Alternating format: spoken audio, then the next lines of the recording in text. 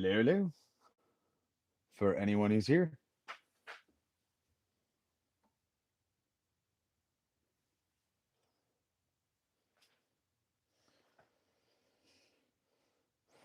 No.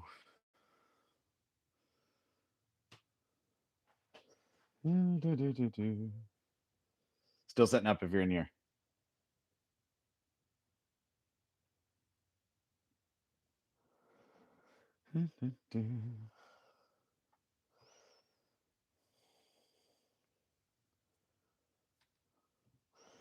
There we go.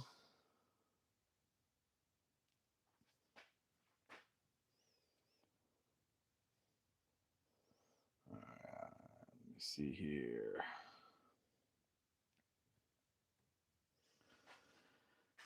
Hello, hello. Jim, what's going on?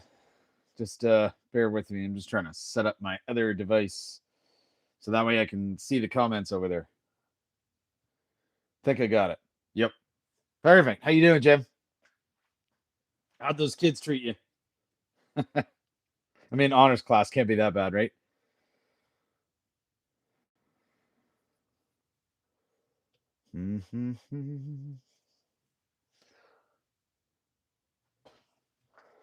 Beauty. We're going to give it a little bit. Awesome. That's good. That is amazing. Give it a little bit. Let some people get in here. And YouTube's being funny. It's not showing the comment part right. It's weird. Hopefully everyone is having an awesome Friday and some decent-ish weather. A couple of hiccups. That's not the end of the world. A couple of hiccups, no big deal. Depending on how big of a hiccup.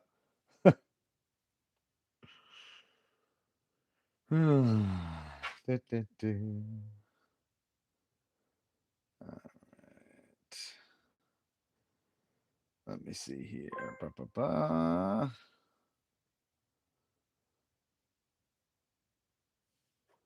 It's being odd the last few days. Yeah, it is being odd the last few days. Only on this device, I can see the comments on top of the picture, but on my other device, I usually can, but I can't this time. So, hey, Mark, how are you? Watching from England. Oh, dude, that's awesome. Yeah, I hear you about the weather. It's horrible here too. We still got 4 feet of snow outside. But hopefully we're getting away from that because right now it's raining and snowing at the same time, and then it's supposed to freeze and then snow more. So, we're gonna see how this goes. So, Mark, I totally hear you, dude, about the weather being rubbish. I get that. Temperature's fallen 20 degrees since this morning. Ooh, ouch. So we're primarily Celsius here, of course, because Canada can't make up their mind as far as imperial and metric and whatnot. In any case, yeah, we're like plus 2 degrees Celsius right now. I don't know what that is in Fahrenheit offhand, but it's essentially like plus 2 degrees Celsius. It's just above freezing. I can be outside in a t-shirt and I'm happy. Yeah, that's all right. It's all right. So before we get going into it, I'm gonna do a few different things that I want to do tonight. Vincent, how are you? All right, Steve, what's going on? So before we get into a few different projects, just a few things. Number one, new channel sponsor, the Woodshed. You may have seen it on the little thumbnail. Check these guys out if you're in Ontario, Canada, Smithville, May 30th. Awesome in-person show that they're doing. All kinds of demos and other product vendors are going to be there as well. So definitely come and check that out. They're also a big supplier of the wood for the channel as well. So this is one of the ones that we're going to be doing today. This is ash. And this is, I think it's about a 7-inch round by about 3-inch thick. So we're going to be turning this with a lid. And we're going to be using a chunk of walnut for the lid. And then a piece of this, an end piece of this spalted maple for like a finial for it. So we're going to have some fun with that. And we're also pending, hopefully I got time. I think I will. But we're also going to do a pen kit from Strong Ink. So we're going to do this. I can't remember what I keep wanting to call this a barrel pen. It's not that. It's the one that it kind of looks like a bullet almost, but it's really, really cool. So we're going to do some of that out of some figured teak.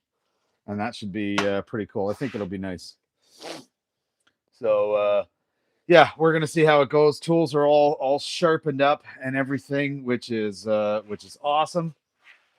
Now, before we do all of that, I was just in Steve, my honey's handmade live, and hey, Vince, thank you so much. That's amazing. Thank you for becoming a member. I appreciate that. In any case, so Steve was asking questions about making rings. And so I've made rings for quite a while. I stopped because they're hard to sell and they're all custom fit, right? So I'm gonna make a ring with a piece I've had it on reserve for a ring, but we're gonna make this ring completely out of wood, no metal core, nothing. I'm gonna turn it and everything right on the lathe so that way you can see it. But first, I gotta show you this piece because this piece is really cool. I'm gonna turn the extra light on for this. This is, believe it or not, so this is like a 1-inch square by a 1/4 inch thick, and it's 3 different types of wood, all laminated together. If you see that striping in the middle, this is spalted birch on the outsides. It's a strip of clear maple in the middle, and then a strip of walnut on either side of it. So this is a blank I did up for a ring, but I've never actually turned it. So I want to give that a try. So we're going to do that. And there's going to be no metal cores. And this is going to be a CA finish as well. And Steve, if you're in here, very similar to how I do the pens, it's exactly how I'm going to do this with going up to a 12,000 grit wet sanding, right? Did I buy the blank or make it? No, I made this one. This was literally like taken, not the same, obviously not this piece of wood, but it was taken from chunks of log like this when I cut down. And it's actually this spalted birch is from the tree in my front yard when I had to cut it down a couple of years back. So this is completely made by me, all wood glue in between, no stabilizing, no nothing. And we're going to see how this goes. Alternating grain direction. I'm going to be perfectly honest with you. I can't remember. So we're just going to see how this goes, but it's pretty cool. You see it goes on like a little bit of an angle, right?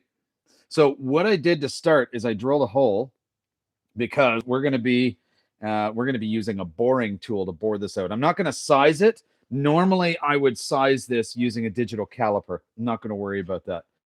But let's see how this works. So I'm going to aim you down a little bit just to show you. Okay. So this is the boring tool that I use in my tailstock, and really, really nice tool. Not expensive at all on Amazon. Comes with a whole bunch of different tips and whatnot as well. Steve, you said you did yours on a laser, so easy way to do it too. What I like about this is I can just put an Allen key in here, and I can go like this, and it very slowly raises this up so it offsets it. So it'll cut the hole in a piece over here wider and wider. So it's actually pretty cool. And if this one fails, I cut a chunk of walnut too, solid walnut. All right, Vincent, you got to see this one. Yeah, I got to see this one too. And so here's how we're going to do it. It's been a little while since I've done a ring, but I'm pretty confident. So first thing we got to do before we get it on our mandrel, and so this is the mandrel that we're going to use for it. Okay. Before we get it on there, we got to put it in here. We're going to bore this hole out a little bit more. So that is what we're going to do. And we're going to do it by simply going like this, placing it in just like that. Don't want to go too tight because it's some softer wood in there. All right. Oh, Steve, dude, no worries, man. No worries at all. And see, so that's going to go in there. And I'm going to spin this, and I'm going to gradually bore this out.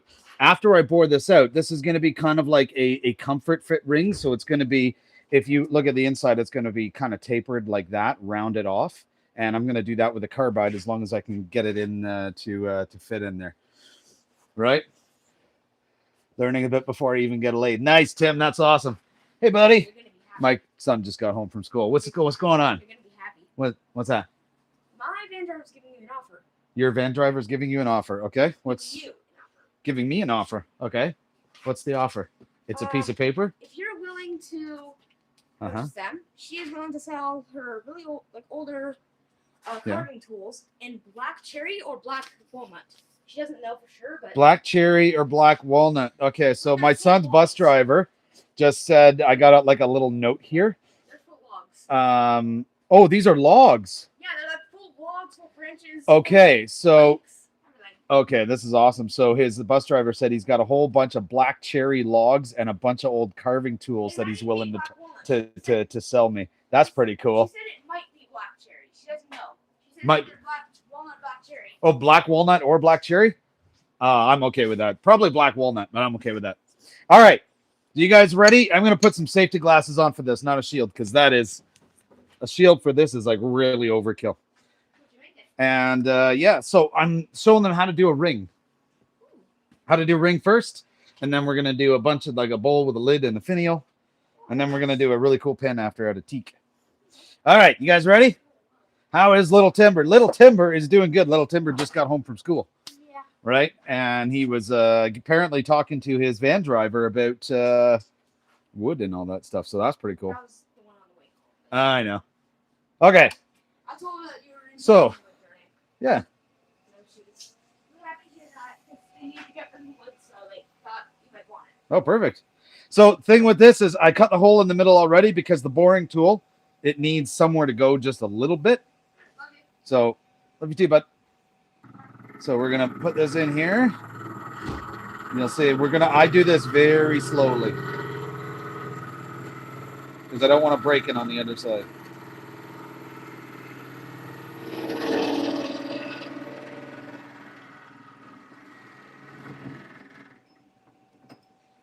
All right. So now stop it. This is where I would actually be sizing it up with my my caliper. Now I'm not going to be making this one huge because this sample's a bit smaller. But what we are going to do, and I'll show you how this works, is I'm going to put my Allen key in here.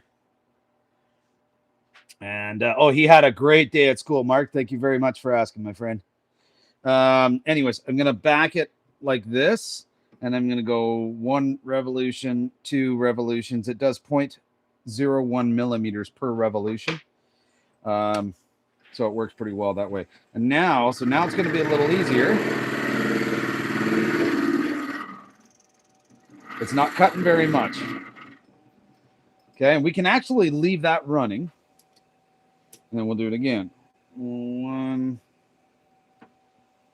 2 revolutions. Go back in, and this is probably as thin as we'll go.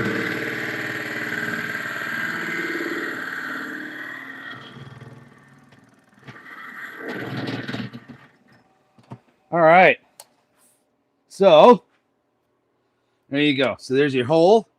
Okay, now we're gonna make this a comfort fit. So for the most part, we're done with our boring tool. So we're gonna set that aside. Okay, actually, we're not going to set it aside. We're going to put it away in the kit. So it's nice. It comes in like this nice kit and everything too. All right, so you can go on Amazon, get something like this if you want. Just got a mortise tape or 2 on the back end, and it works amazing. All these different bits in here.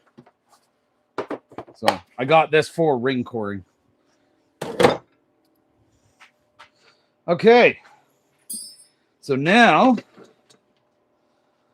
we need to swing in our carbide tool, and we are going to use our round tool for this one. All right, and we're going to use just our little tiny tool rest.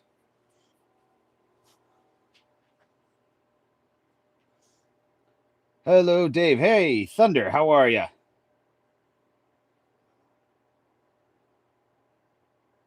Awesome. Remember, if you're in here, We got 9 likes and 130 some odd people. So if you can double tap that screen, I want to see if we can get this to 100 likes. And then once we hit 100, let's hit 200 likes. But also, don't forget to subscribe to the channel, grab a membership, that sort of stuff. All right, so I'm going to crank this up a little bit. Now, this you have to be careful with.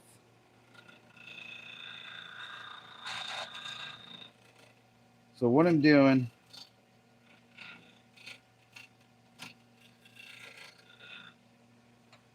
ever so slightly, is I'm just rounding the outside. And then I'm going to do the same. And I'm rounding the inside part. So I'm actually shoving the carbide all the way through.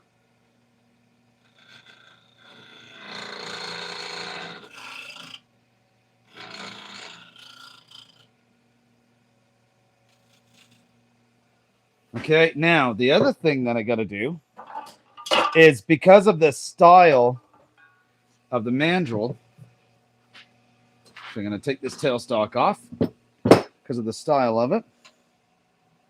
Got to flatten this.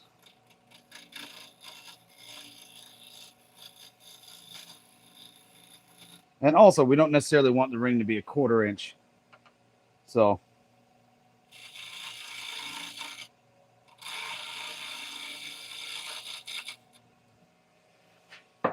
now we're going to stop that. Move this out of the way. I'm going to take this and flip it over.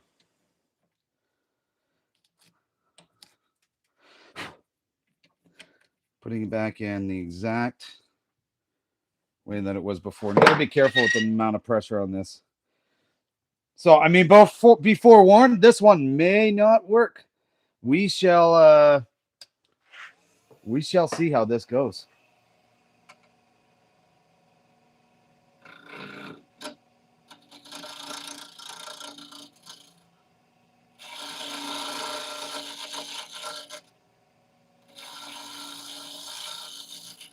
The other thing I'm being very careful with is I'm being very careful not to hit the sides of the chuck.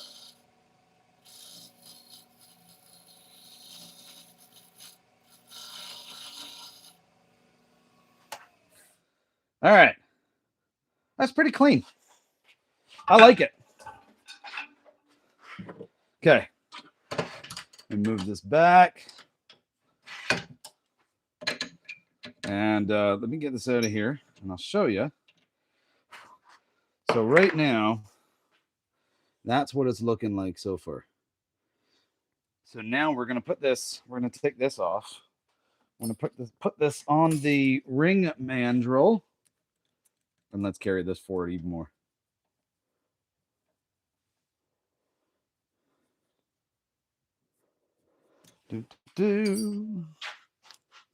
Ooh. Come on.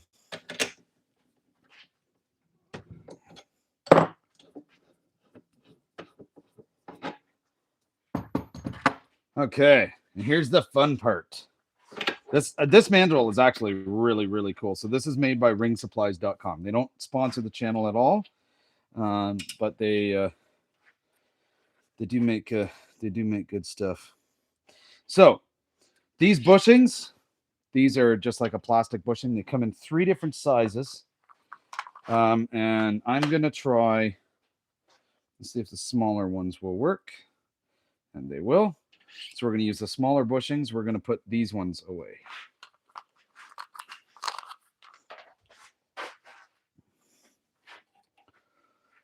See, so we're just going to put that on there like that.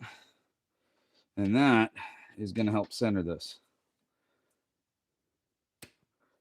I knew I was going to do that. I went too aggressive, too tight. And because I went too tight, again, given how thin this is, it cracked. Now, that being said, we're going to do something else. So I actually just realized I forgot a step. Like I said, it's been a while since I've made a ring. But what I will normally do is I'll normally CA the inside of the ring in order to help hold it together. And that's how I can get it so thin. So Let's do that because all is not lost. All is not lost. So let's put this back in. That's going to help hold it together.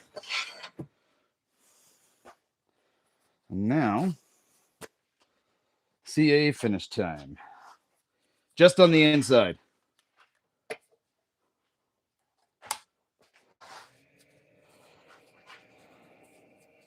And for anyone who is wondering, yes, I'm going to use accelerator. I always use accelerator on the finishes, and it works really good. So a little bit on, wipe it on. We're going to do it again.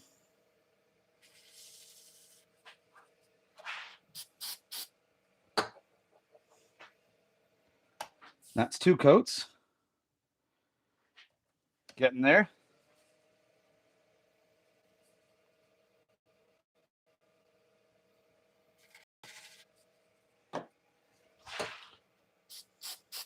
This might actually hold up enough for us to put it back on the mandrel. Mike, I swear to God, dude, I will never touch resin. Now I'm going to intentionally not touch resin just because I know you want me to try resin.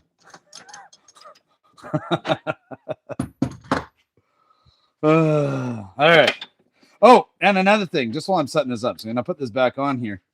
But new this week is, and you notice the shop tab and on my channel, you can now actually buy all the projects that I'm making on here, except for this ring, not doing the ring. This is like an experiment. But you will be able to buy all of these projects and have them shipped out to you. So it's actually like it's all set up as a store and everything now, and it seems to be so far we're working, but we'll see. Okay, so we're gonna turn this up to Mock Jesus really fast, and we're gonna be very gentle, very gentle. Ah, there it goes. So, downfall with this, there is no set screw to hold it on. But that's okay.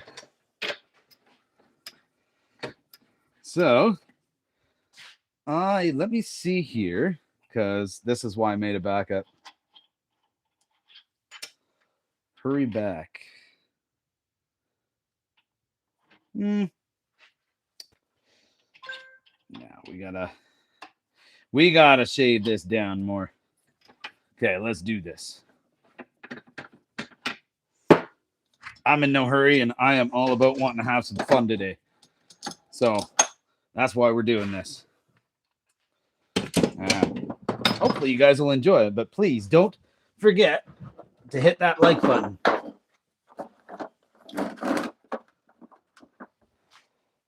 All right.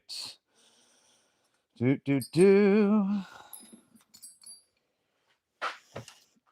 we're going to bore this out again. This time, I'm going to use the shorter boring tool. Hey, Shoops, thanks so much. I appreciate that. Really do. Means a lot. Okay. Let's bring on the walnut. Let's do this one right. Let's do this one right the first time. So we're going to put that on there. Get that out of the way. And UT.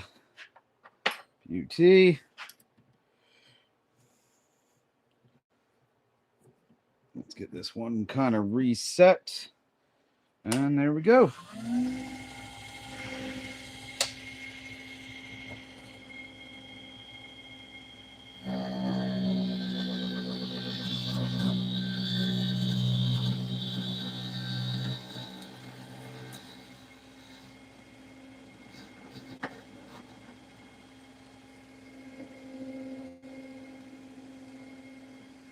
And don't worry, anybody.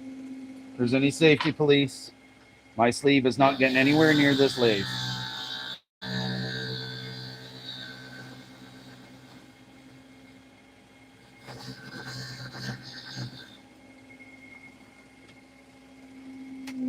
Yeah, it was a real shame that snap. Tell me about it. I am very disappointed about that because that was a nice piece. But that's okay. I was saving it and it just didn't want to work. It's no big deal. I am honestly not concerned whatsoever.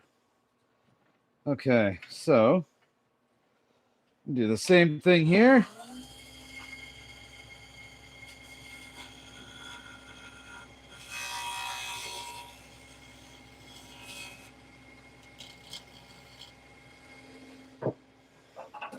And when you're thinning it out, like I know I thinned it out on both sides. You don't technically have to do that, but the inside's going to have a little bit of tear away, so.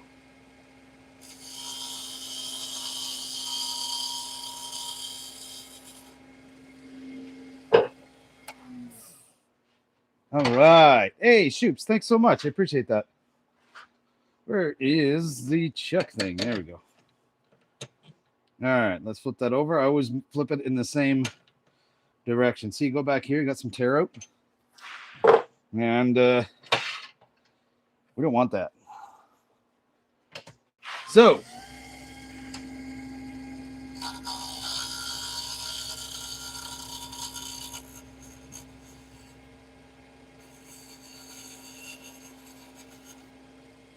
typically to make one of these, start to finish takes me about an hour.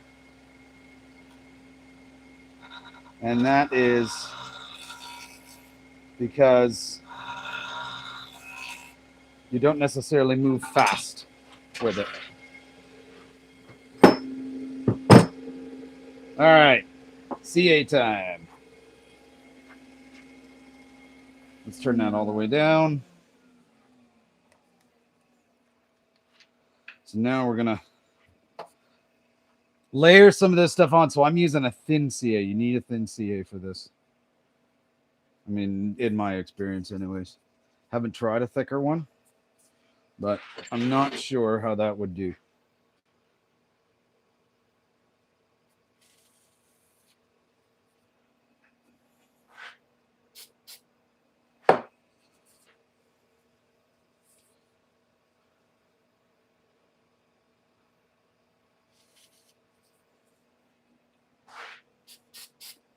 The other thing I do with these CA coats is I use the CA that I'm putting in here now in order to build up the thickness of the inside. So that way it's a little bit more durable. I prefer to have the CA finish in there with some layers.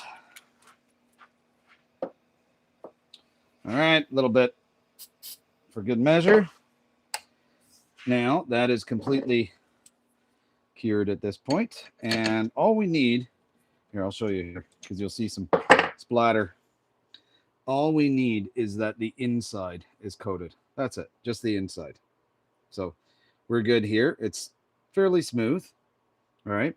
I haven't done any sanding or whatnot on the inside. I would typically do some sanding, but I'm not going to worry about that. Where is that mandrel?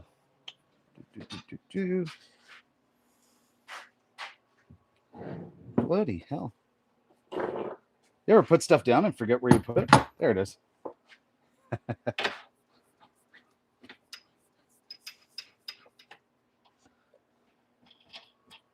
Okay. Let's try this again. But we are treated with CA now. And these are tapered bushings, right? You see they're tapered. So if we squeeze them in too tight, it is most definitely going to split this wood. That was a rookie mistake. I learned that when I started doing it. So we do not want to be doing that.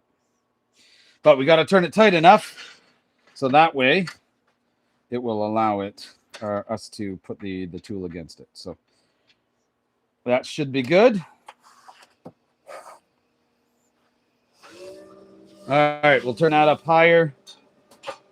And We got her around. Be gentle. I am definitely going to be gentle.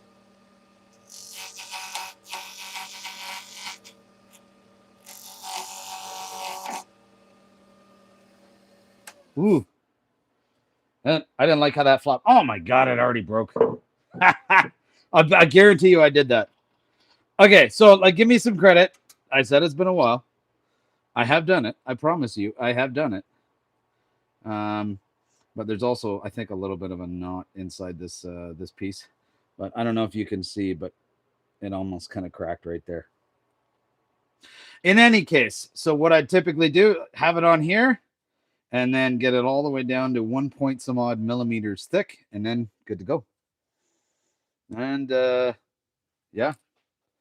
So it's unfortunate that is not going to work out, because if I just take that down a little bit more, this is just a scrap piece. But if I take that down a little bit more, it's it looks like it's, yeah, see, there it is right there. You can see. It's very brittle. Like it's a very, very brittle process to do.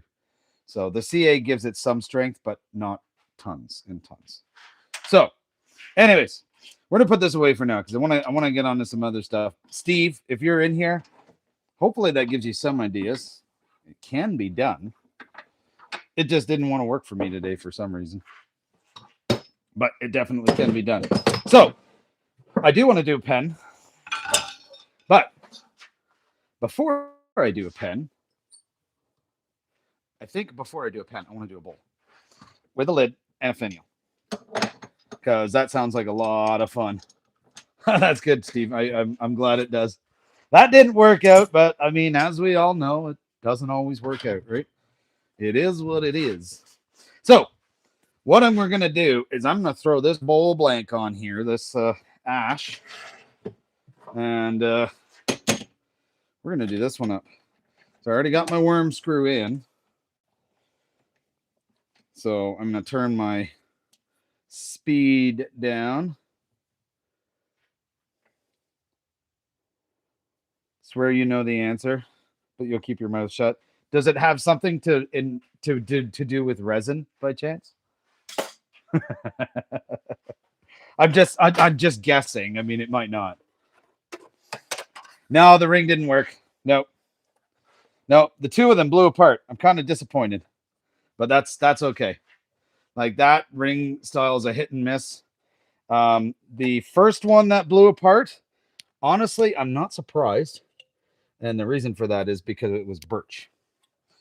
So I'm not at all surprised by that, to be honest with you. The next one that was walnut, it had a bit of a knot in it, so I get it. Not a big deal. All right. Okay. Beauty. All right, this one should be fun. Get our live end into it.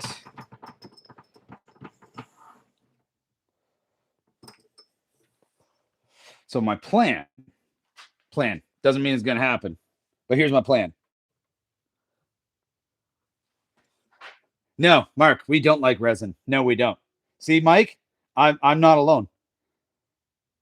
I was being gentle. I swear to God, I was being gentle. Okay, ash, walnut lid.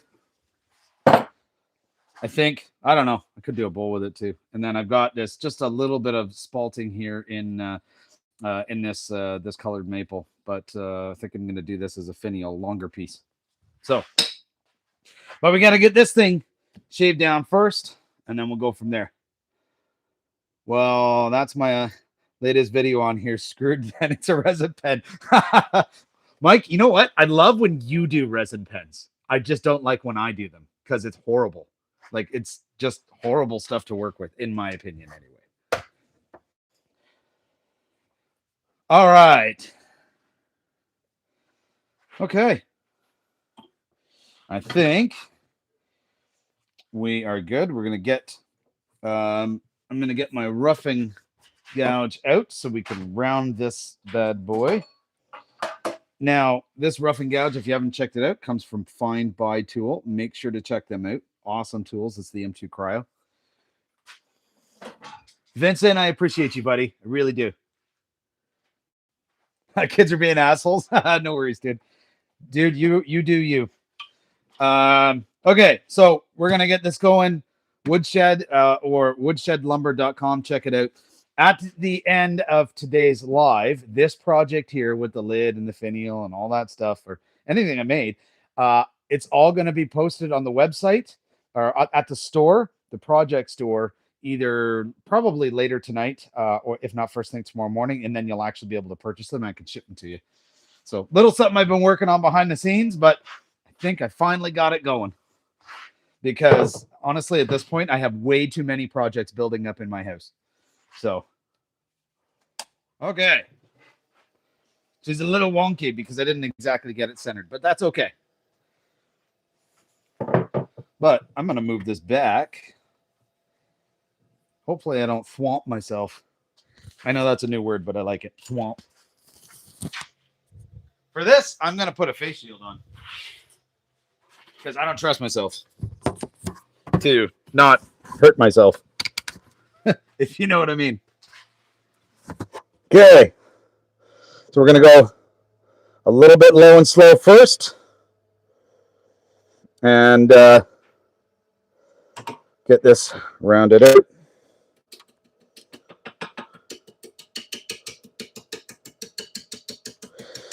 I really like, again, if you're in Canada, Woodshed Lumber, great supplier. I love that all their blanks are nicely treated, like all waxed and everything. Of course, kiln dried and all that stuff too. So, this is where it's a downfall. I don't have a bigger lathe. If I had a bigger lathe, I'd be probably coming at this from the front and pushing through it, doing a push cut with a bowl gouge. That's what I would be doing. But because I don't have that bigger lathe, this is just the way we're doing it.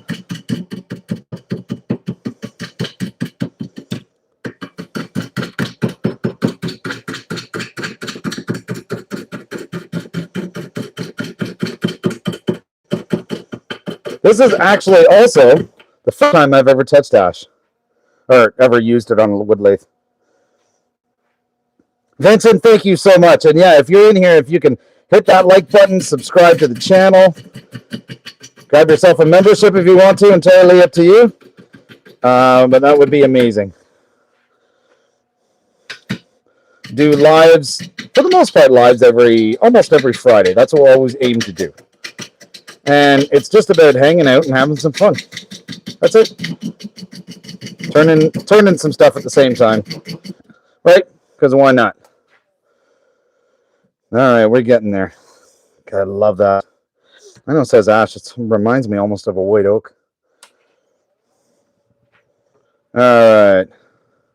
She gets a bit shaky when I turn it up too high because it's just a small lathe. So, but we'll see. We'll see how this does.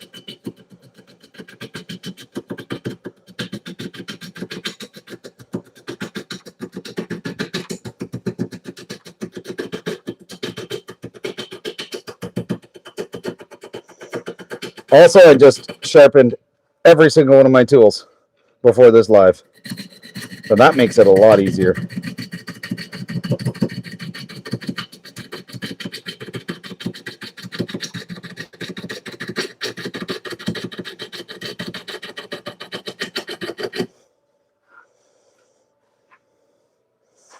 We're almost there. Almost round. We're getting there.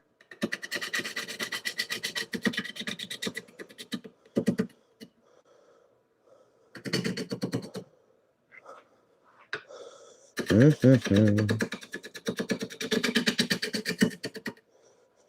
turn that down a bit. What's going on, Mr. Mike? How are you, dude?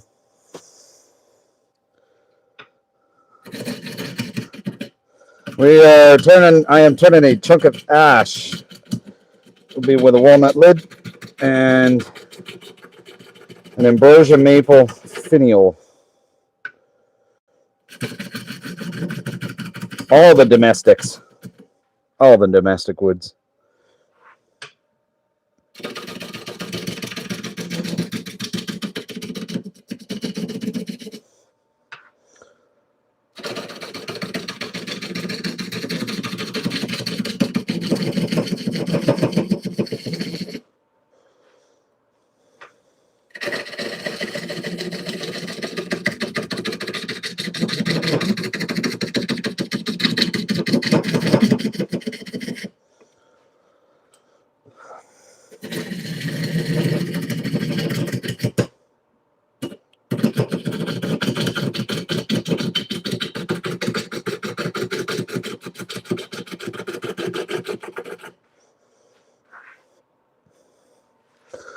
Mm-hmm. Hey, Ben, how are you?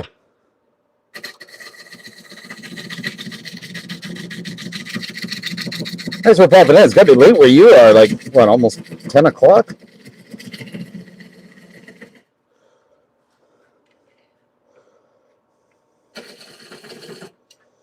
Mm-hmm.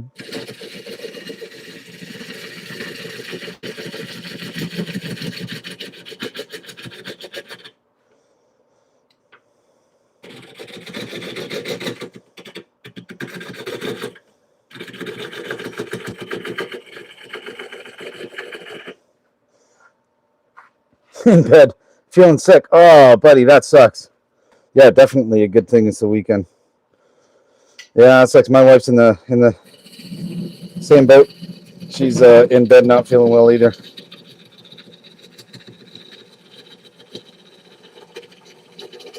Fortunately, me and the kids are all right. So, all right, let's just see. Okay, we're almost there. Good.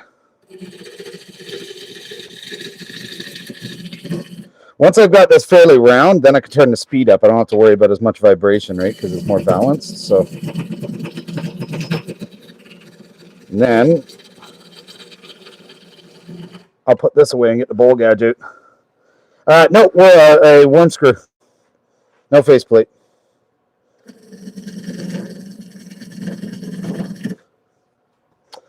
All right.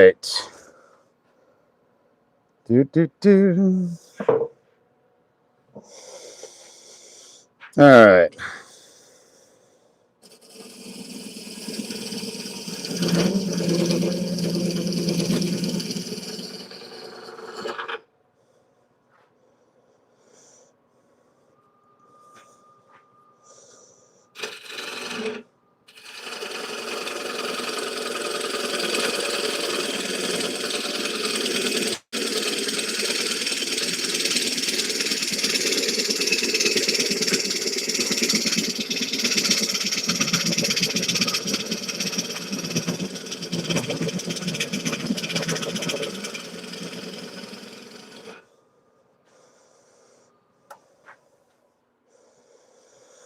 Mm-hmm.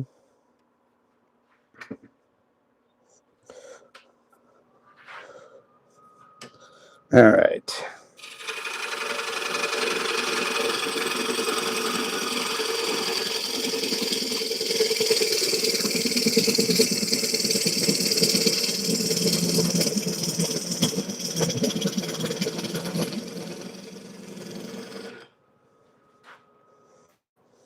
I'm just going to double check that this is still tight. Should be. Ride that bevel. Good work. Thanks, Ben. I appreciate that. I appreciate that. You're probably one of the biggest influences to help me get this right. If I'm being perfectly honest. One of.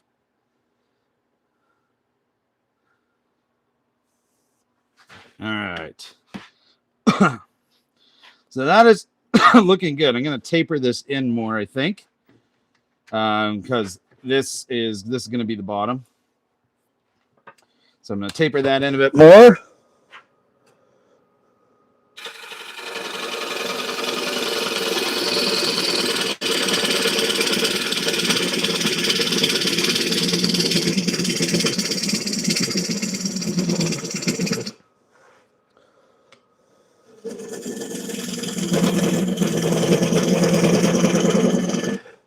Only thing I wish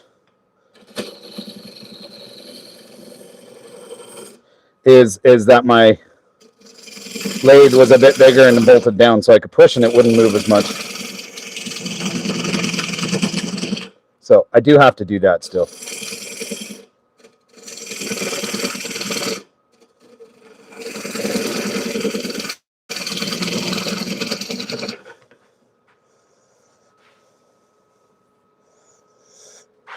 Mm-hmm. Hopefully everyone's Friday's going good. Aside from those who are sick, that sucks. Sorry to hear that. Never fun. Never fun.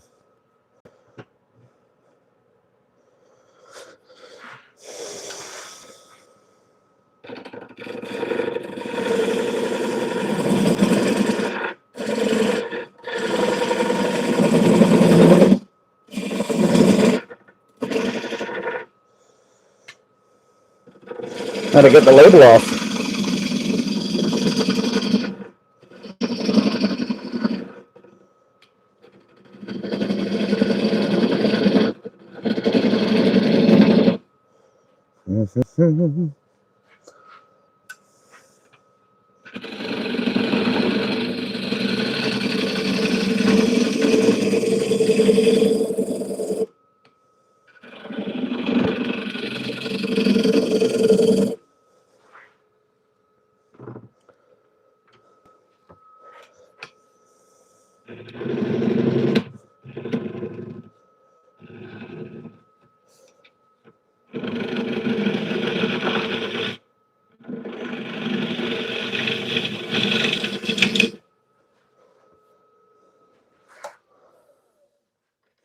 It's nice wood. It smells good.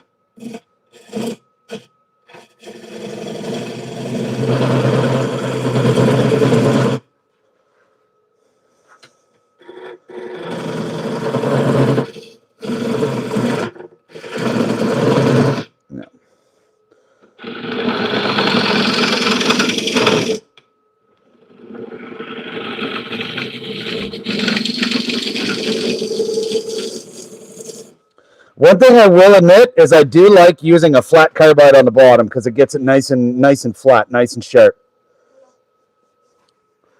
Hey, what's going on? That's good. All right, I just want to check this. I'm not done in the bottom, but yeah, she's way off. It didn't. No, it didn't work. That's okay. Yep, it is what it is.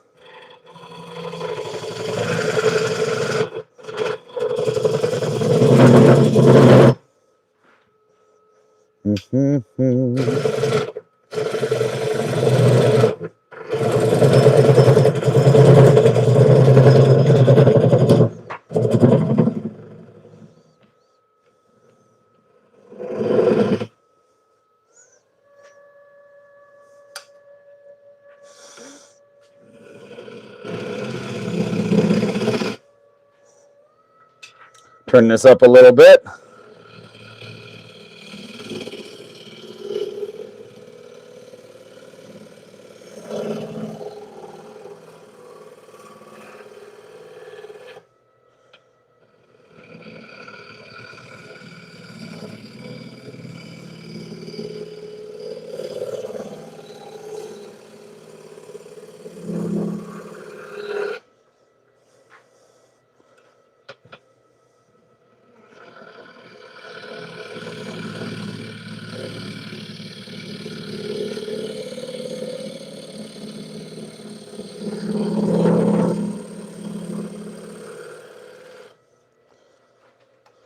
What's up?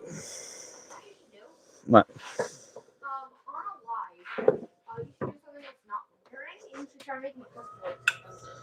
Maybe. Maybe. All right, I'm gonna put my I'm gonna do a mortise, and I'm gonna put that in here now. I need about a 2-inch diameter. So I'll actually measure this out. 100%. There's a lot of good information in the in that Discord, in Ben's Discord.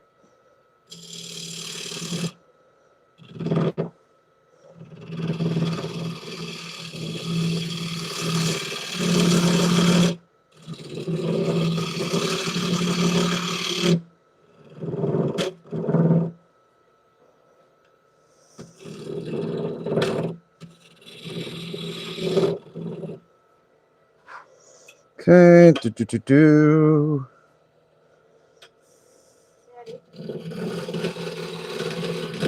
Mm-hmm.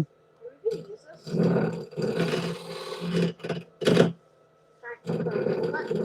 Hang on, buddy. Hmm. I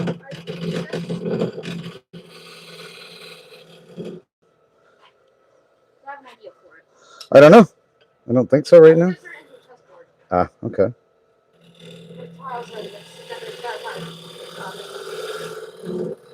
Okay. Okay. All right, so that's not bad for the bottom.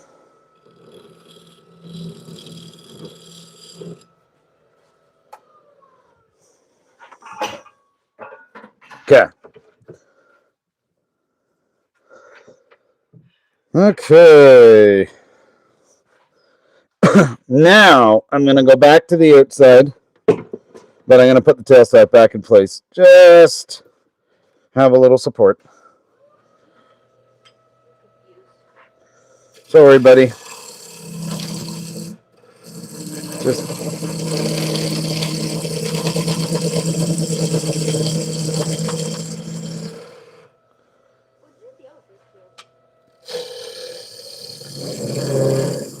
it's up top.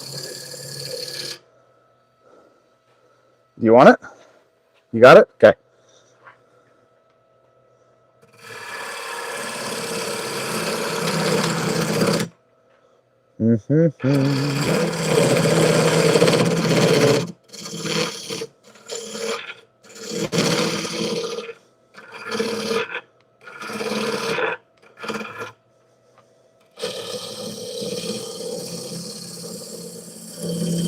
Right now, I'm just kind of deciding on the shape that I want this in. Troops really appreciate that.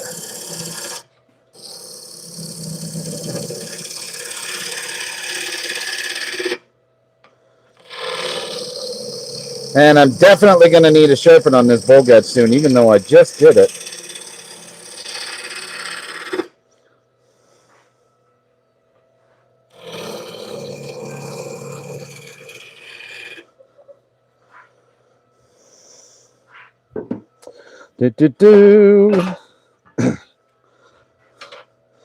I know one thing I really like is using a scraper like this. Helps smooth it out too.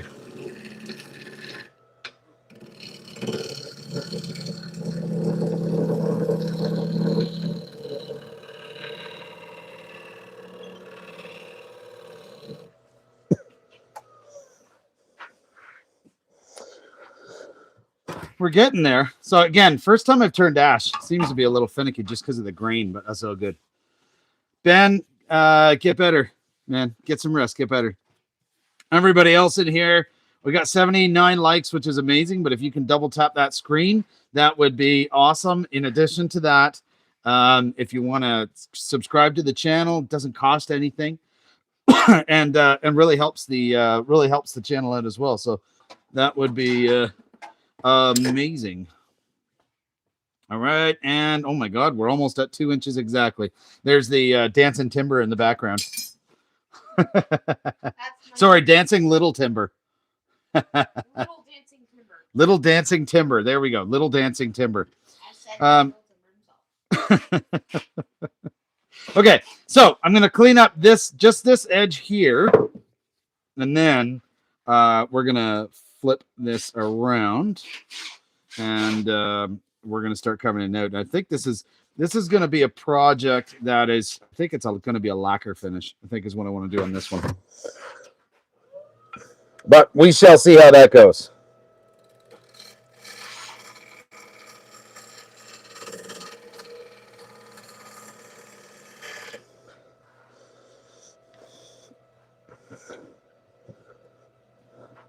And if you're not experienced enough, I would not recommend doing stuff like moving the tool rest and that sort of stuff while the piece is turning. If you're not experienced enough, just something to be cautious about.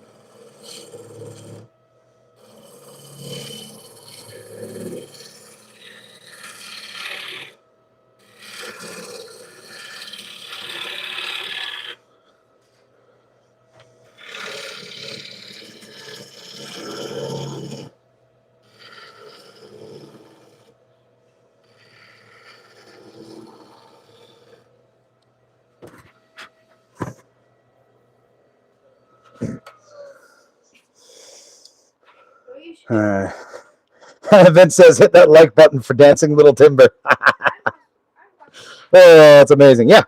have a big piece big enough for a chessboard. No. No, when you make a chessboard, buddy, you typically make a chessboard out of multiple pieces. No, I have an idea that only uses one board. Oh, okay. We have a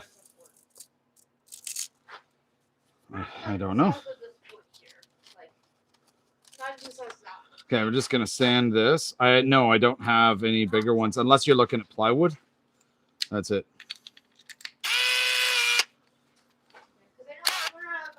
All right, so we're gonna sand this now. Okay.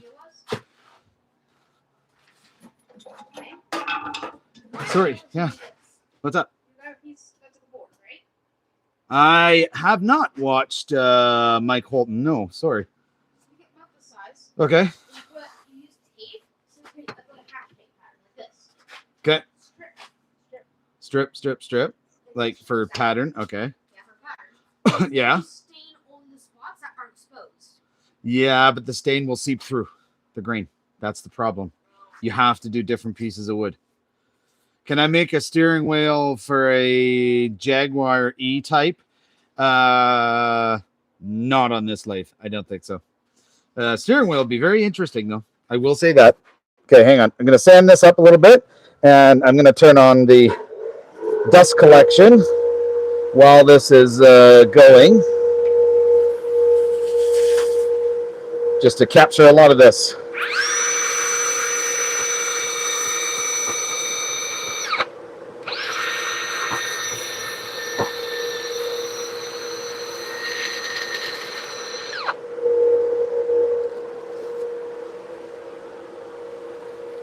One sec.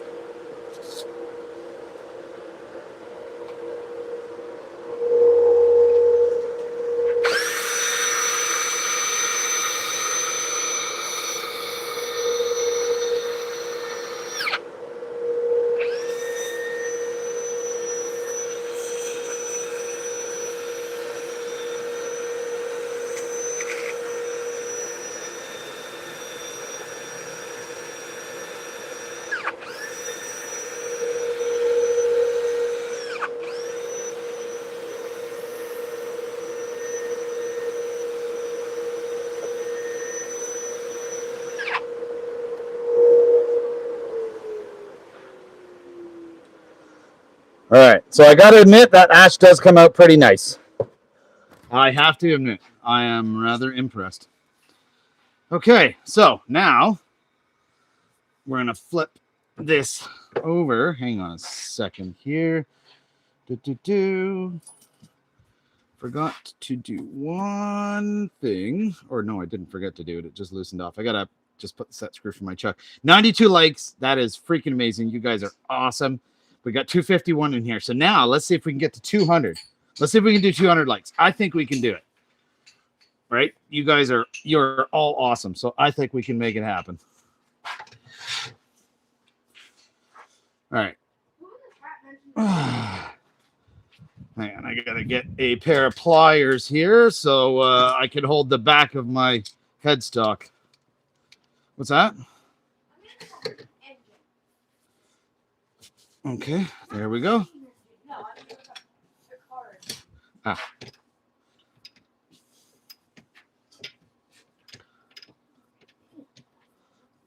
Almost there. Mohammed, hi there. How are you? Okay, there we go. Now we're going to take this out and flip it over. Hopefully I made it the right size. Fingers crossed. Let's see. I did. I did the right size. So the only pain with this chuck is the jaws are dovetail. That's the only pain. Okay.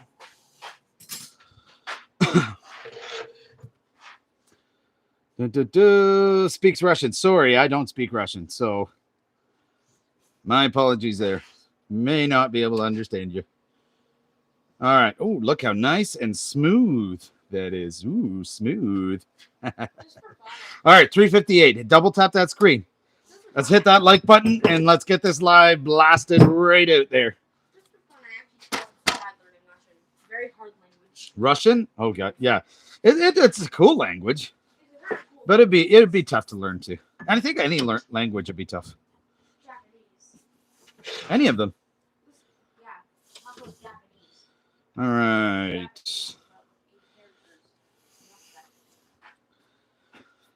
All right, Adam, how are ya? No, it's not going to be the ashtray.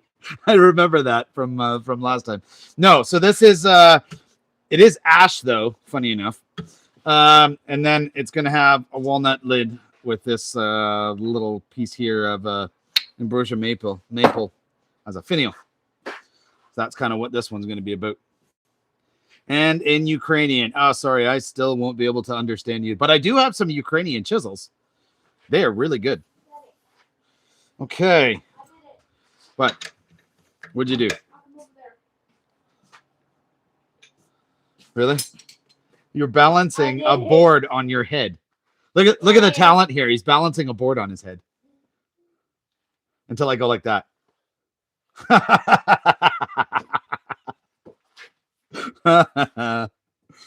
Oh, that's too funny. Vince, I appreciate you, man. I really do. Okay. So now I'm gonna check here. You know what?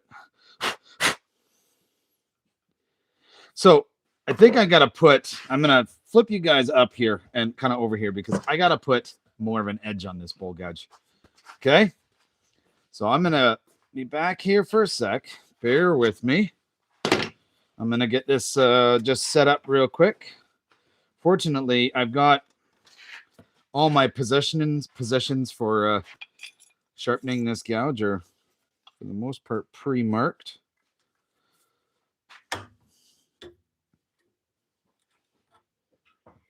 So should be good. That's okay. Whoop. We got some power flickers. Yeah, I heard it. All right, hang on, guys. Just gonna put the edge back on.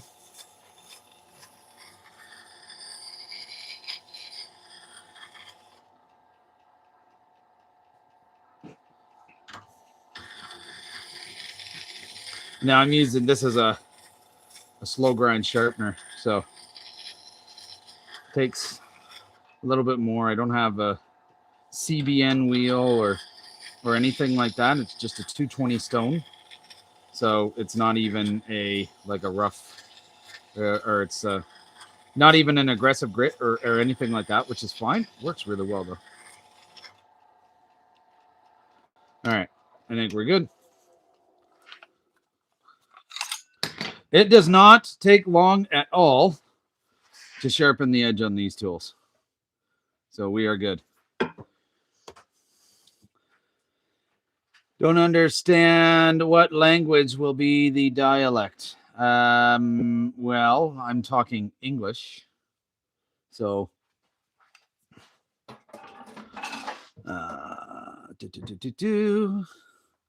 Danny, how are you? Sorry, don't mind me. I'm going to catch up on these just on these some of these comments a little bit here because I don't want to leave anybody hanging.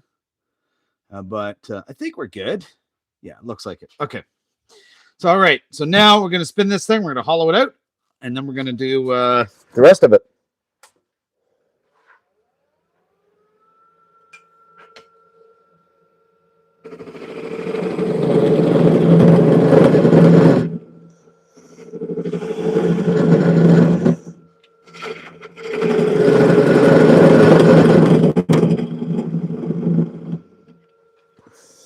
I think a lot of it. So it's also the type of wood too, right? Because it's ash.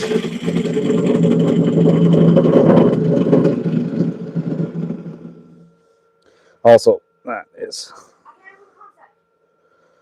What's that? What?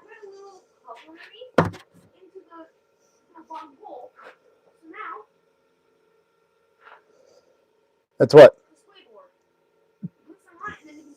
Interesting. Interesting.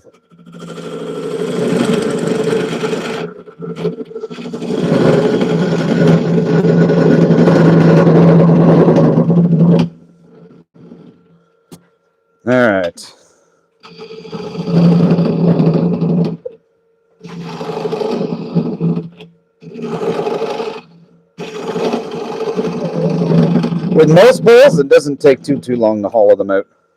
What? A little bit. Only a little.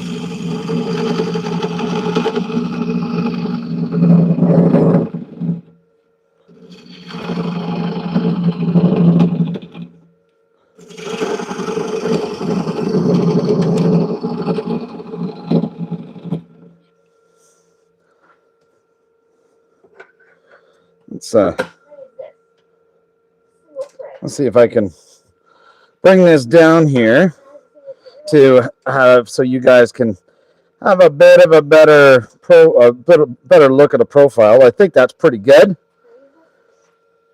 All right, Vincent. Thank you very much. Vincent sent a super chat through. He says, Dave, this is for Little Timber for snacks for the entertainment. What do you say? Thank you. He can't hear you. Come closer to the mic. Thank you. There you go. Thank you, Vincent. Appreciate that. Really do. Can I use I hit that like button twice. Thanks, Jubes. That's awesome. Okay. Let's move this over a little bit. Okay. I'm going to see if this, that light position is not going to work. Okay.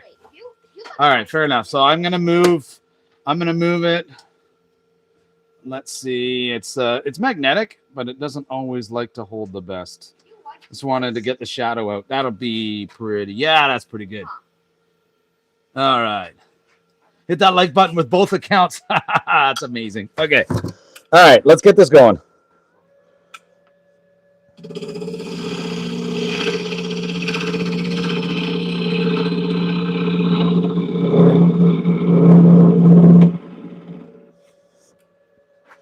One important step. Make sure it's still tight. Definitely make sure it's still tight. All right.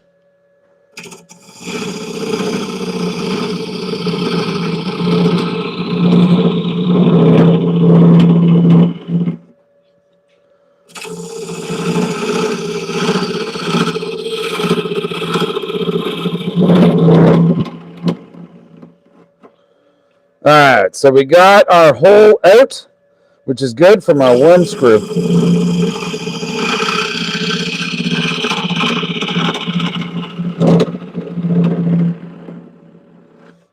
Now, we're still going a little deeper than that anyway. But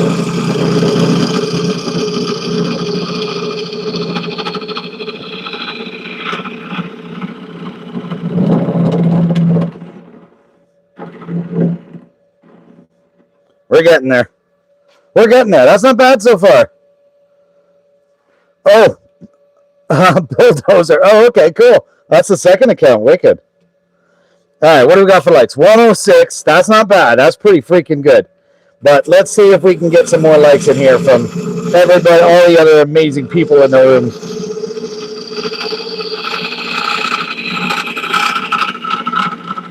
A like doesn't cost you anything. It just blasts us out further. Also, if you haven't yet, make sure to check out that description. That description's got a bunch of awesome. It's got a bunch of awesome sponsors in there for this channel. This has been supplied by Woodshed Lumber, which is woodshedlumber.ca. Okay, so check them out. Awesome people. Strong Ink. I'm going to do one of their pens afterwards. But they're in there as well. There's also a discount code for a discount on shipping. Okay, so definitely check them out. And then there's some other really good ones in there too. I believe you can even get a discount on a laser engraver from there also. In addition to that, all this project after it's done, and all other projects that I've made, they're all on my new store. That is actually linked to this channel, where you can go in and actually buy all the projects.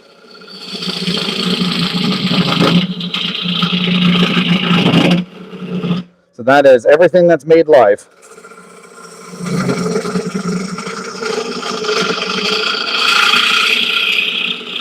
Bloody hell, those shavings get hot.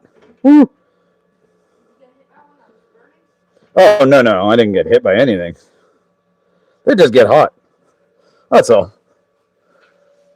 All right. Hey, Jeff, how are you? Thank you so much for popping in. I appreciate that. That's cool, eh? Yeah.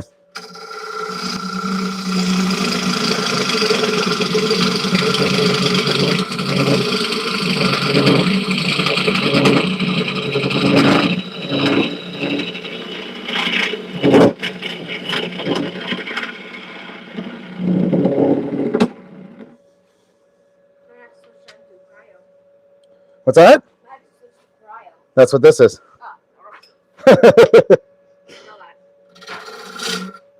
Oh, it's a cryo tool.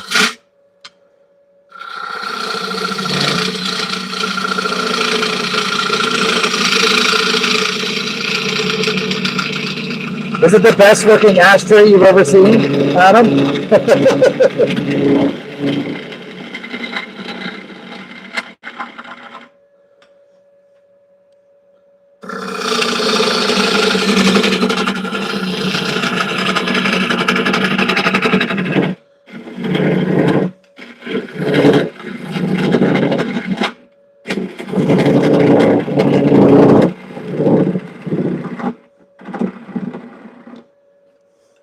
All right, we're going to turn that a bit. I had to move my lathe back because I keep pushing it.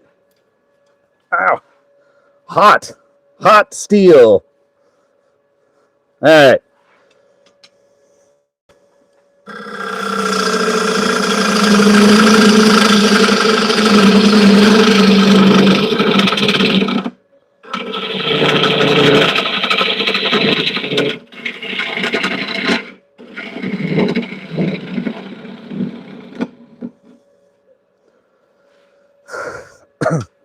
We're getting there.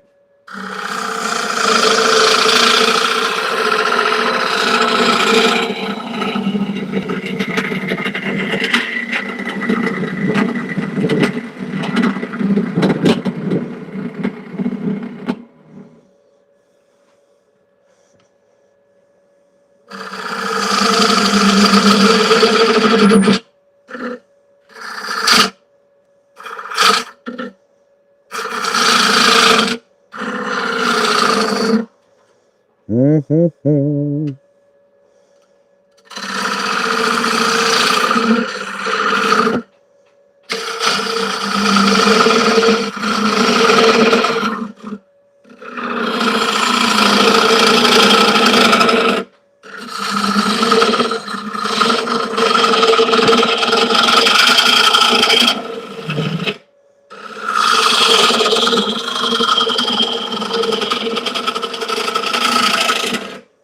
Ooh, she's loud.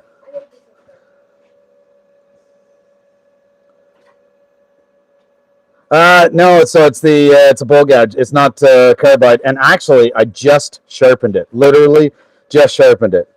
Now it's ash, so ash is harder. So maybe that's it. Maybe. Oh, who knows?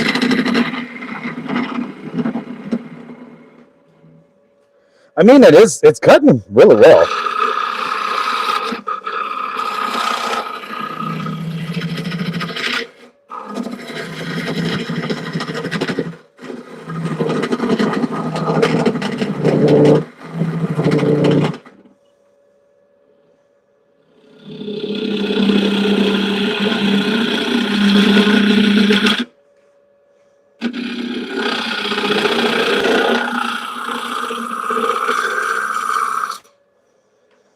Okay, let's stop and have a look at this, and maybe I'll tighten it up. What'd you say here, Jeff? Could be the ash. It is hard. Yeah, that's what I'm thinking. But I mean, it's still doing a pretty good job. I got a little ways to go still, but I think it's doing pretty good. I'm about down at the bottom. I probably won't go any deeper there. Well, easy way to tell. 2 inches deep, 2.5 inches thick. So I'm not going to go too much deeper because I've also got a recessed mortise on this side. Nice cleaning cut. Yes, that's what it needs. What's up, buddy? I need you to remember something. You made me and your mom something. Okay, so this is how it starts. It says right at the bottom there, for mom and dad. For mom and dad, okay. So it can be used in two ways. Okay. Grab this. Line it up. Okay. Oh, this is the hardest part. Oh, okay. So you can display it on your projects on it, Hmm. and then you can spin it. Or you put plates. But you'd on have to balance. Yeah, but you'd have to balance it on both That's how you sides. put it in the center. Okay. And then, Gotcha. let's say you're putting on plates. Yep. You put 2 plates on the sides, and then 2 plates on here, so you can create a plus, and then spin it. Very cool. Just not too fast. Yeah. So I'm recessed in here with my chuck in the back, my dovetail jaws. Recessed in about 1/8 to 3/16 of an inch, roughly. Oh, that's cool, buddy. Good job. Sure. All right. So Let me see if I can get a nice, clean cut. What? Oh, yeah, don't wear that inside. That's filthy.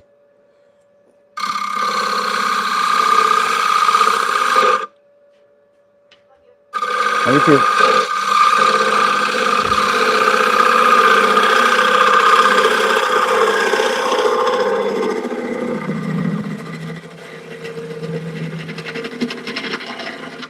Yep.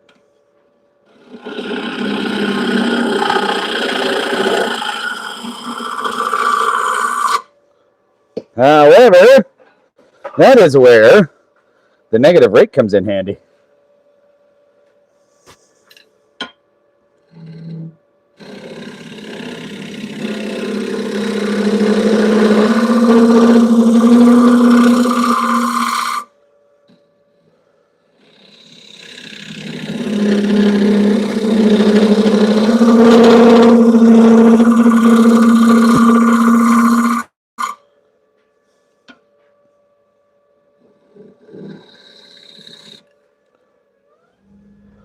Put that all the way up to the top. Now I'm on my lower speed, so it's only about 1500 RPM.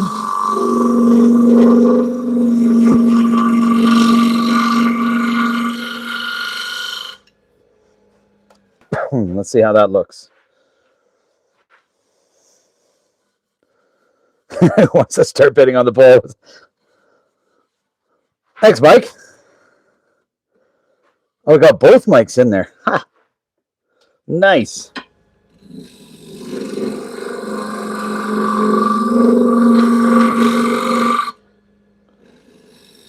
You won't even need to bid on the ball. I'm just gonna put it on the site and it's first come, first serve. Okay, I like that. That's good. I'm gonna take this square guy.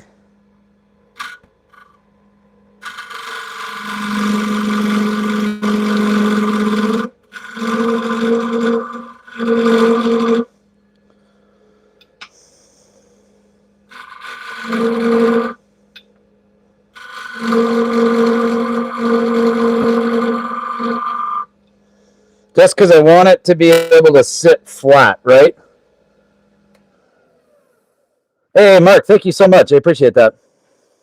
I do like that. Makes it that's nice and clean.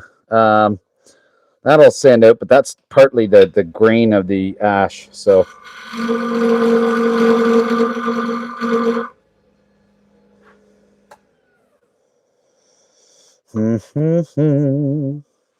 I like it. I like it. Okay.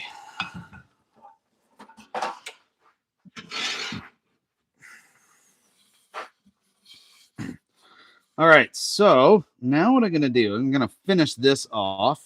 So I'm gonna turn my dust collector on, and we're gonna get this sanded,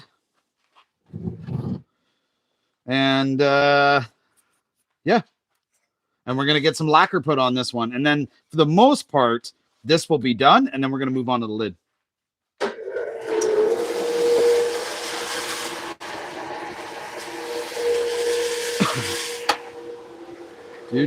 Do. Safety first, right?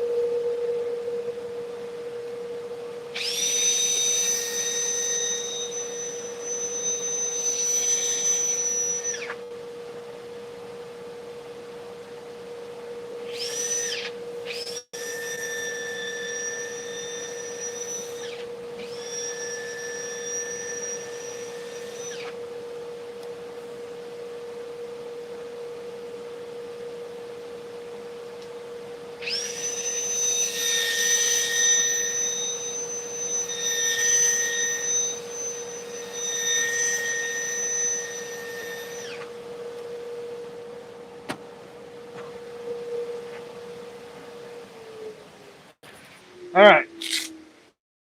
And yeah, Jeff, I hear you. That's where I used to lose a lot of people watching also during sanding. But Adam, one what? You mean like just one of these? That's what it'll be. Yes.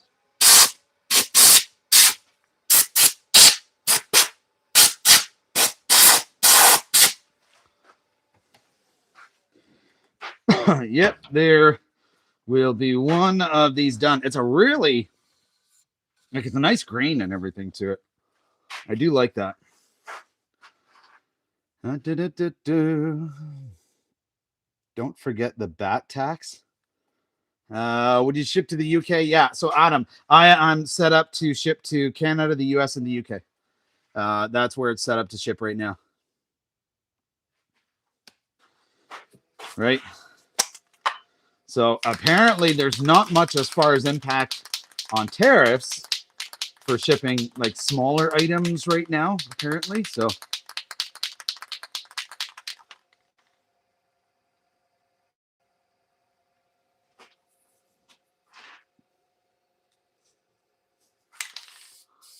there we go.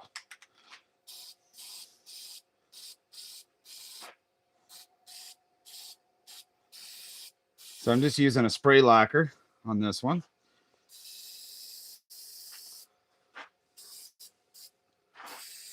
Bit of an easier finish.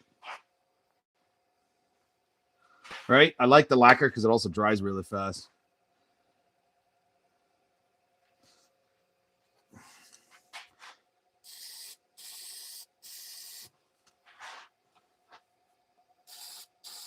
And yeah, Mike, I will second that. Jeff is an absolutely amazing turner. 100%.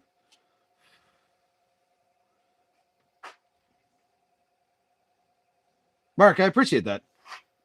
Just got to find out how to do it. As far as I know, so it's linked to my YouTube channel. So there's a heading that says store, or you can just be on the homepage and it should be there as well. Anyways, and then you should be able to just get it there. Now, this is what I'm told. I'm assuming it's right. We'll see. So I'm just putting a few coats on and I want it to have a little bit of a shine.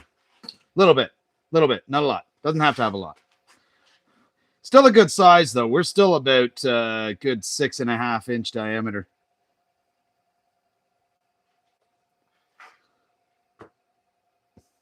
Sketchy stuff was all you. Yeah. Mike, you definitely specialize in a lot of the sketchy stuff. And that's where a lot of us got it from. But Jeff, that being said, man, some of the wood that I have seen you throw onto the lathe is absolutely insane looking. Okay, almost there.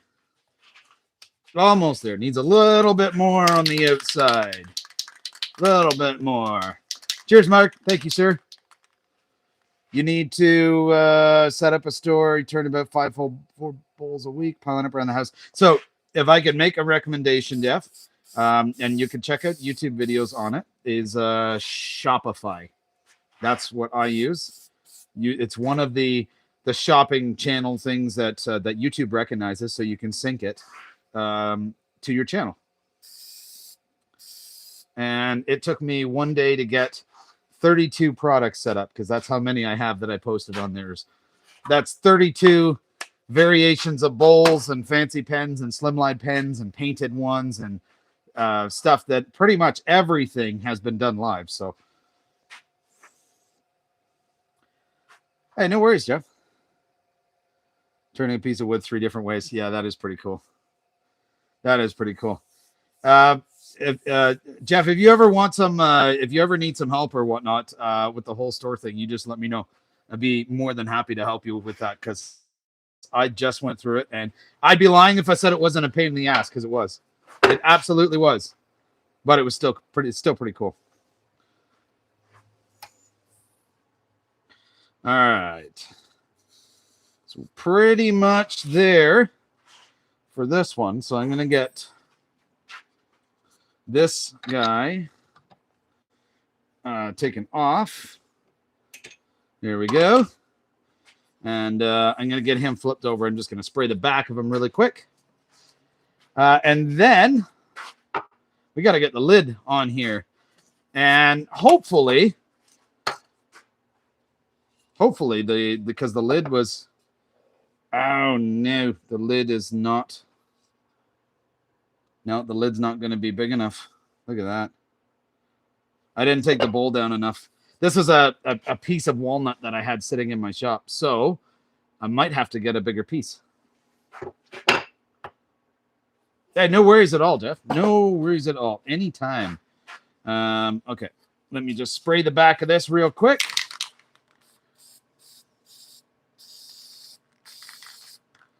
There we go.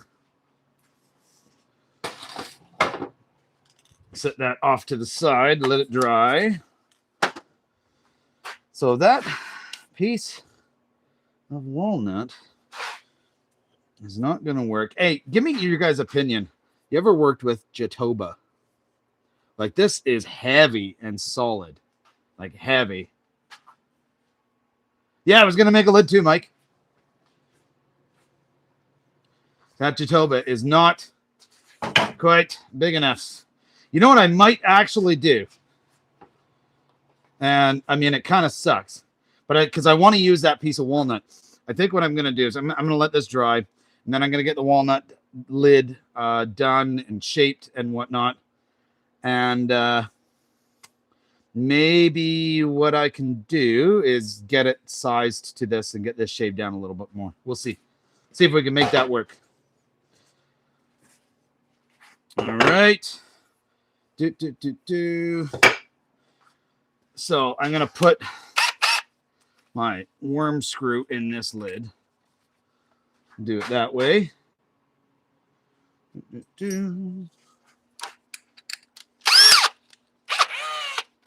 Brutal on tools, Jatoba. Yeah, I get that feeling. I haven't used it yet. So Woodshed sent me that one too, but that one's making me nervous. Don't get me wrong, I'm still turning it, but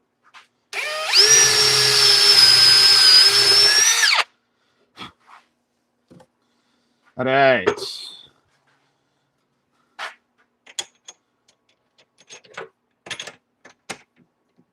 Brutal on tools.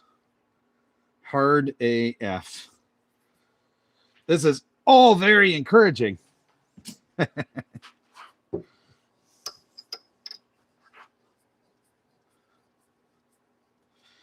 Hey, Wayne, how are you? I think I remember you being in here from last week too, which is awesome. Come on, get on there.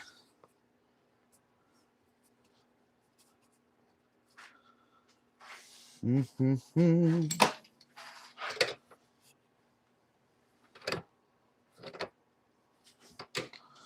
All right.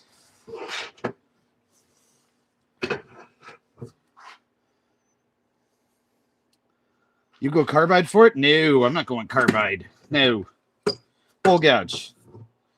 I'll round it out and then a bowl gouge. Not going carbide.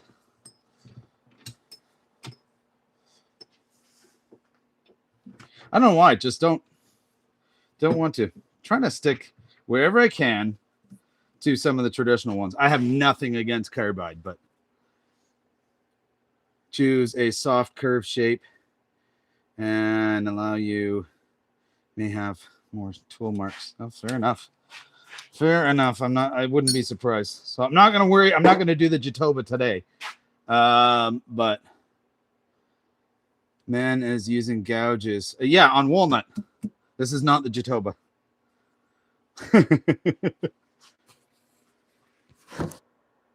All right.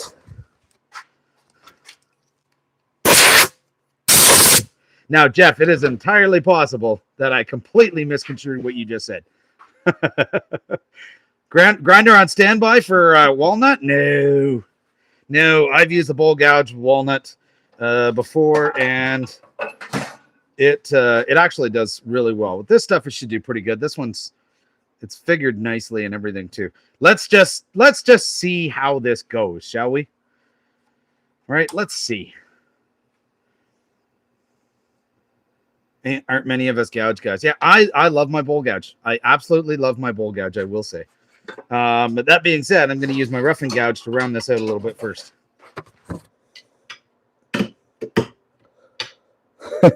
Not when it does that, though.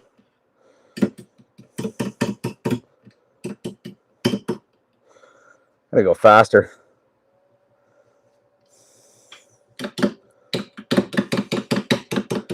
And I did cut the corners off.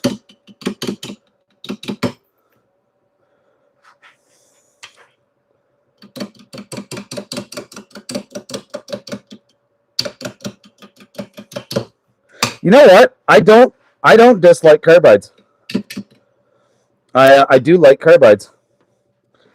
But I don't think, yeah, no, that will not work right yet. I don't know, maybe it's because I find the traditional tools, sometimes it's a little bit more of a challenge. Not always, but I don't know.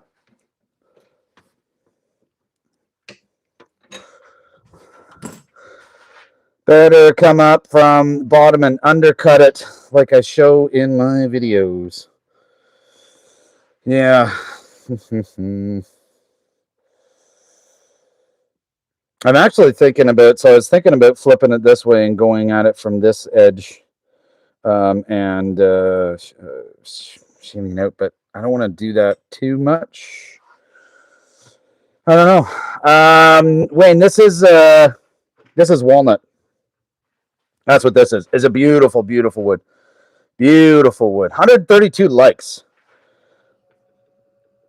Let's just get this a little bit more. 132 likes. That's amazing. Let's see if we can do 200. I know we can do 200.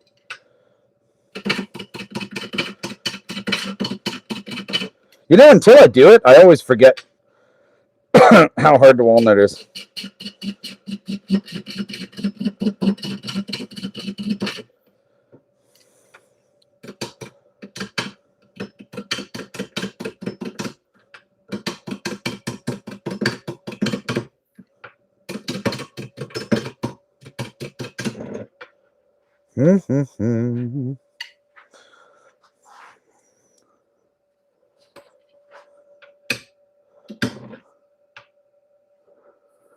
Yeah.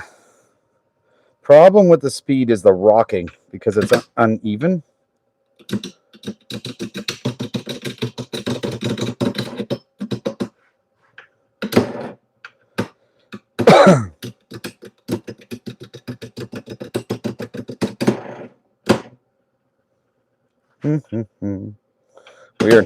Sounds like it's loosening, but it's not.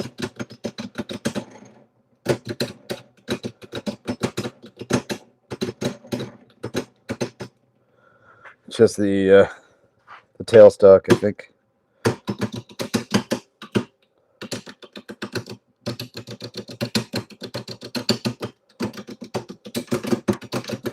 It's all right. I'm just taking it easy.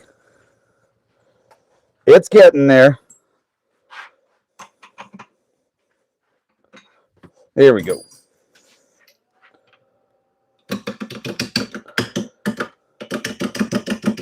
Just got to get it to a point that it balances out. That's all.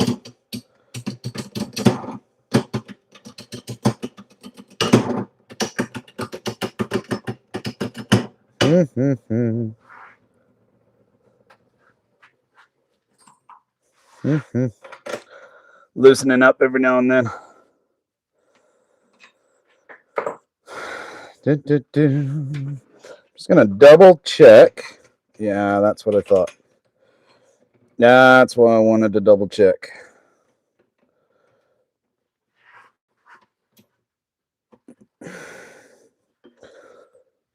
Okay.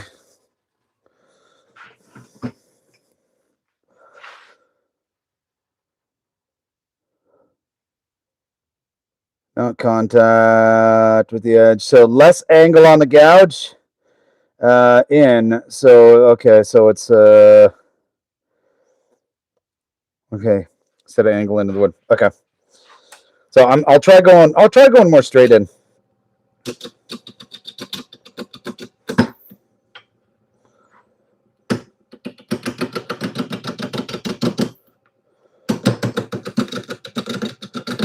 I'm not I'm not overly worried.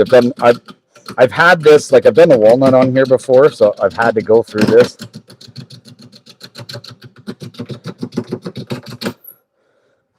Hey Mike, absolutely. Yeah. No worries about self-promotion, dude. Absolutely. So Mr. Mike Wilson in here, an awesome moderator and a good friend. He just dropped a video as well. So make sure you go check that out. See, we're getting there. She's hard, though. Oh, it's hard, all right.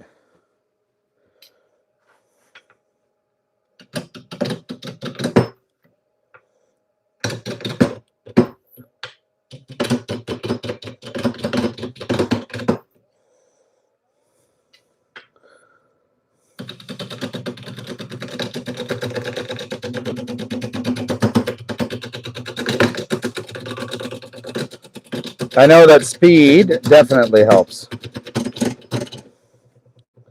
But bloody hell, it keeps loosening off that worm screw in the chuck. It's weird.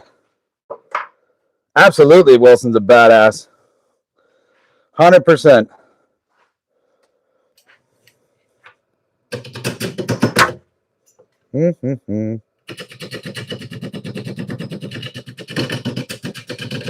Lost a little bit of a bigger piece there. If you saw it, that's the reason why we. It's the reason why we wear a face shield.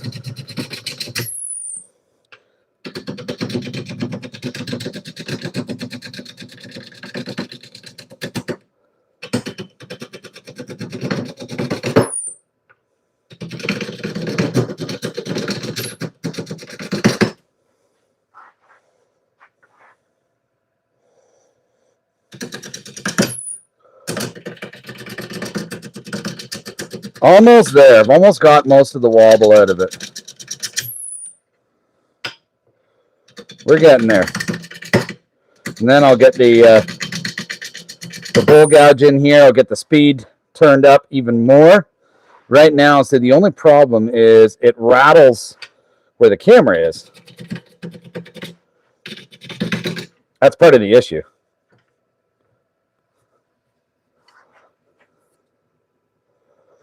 Okay, we're still sharp.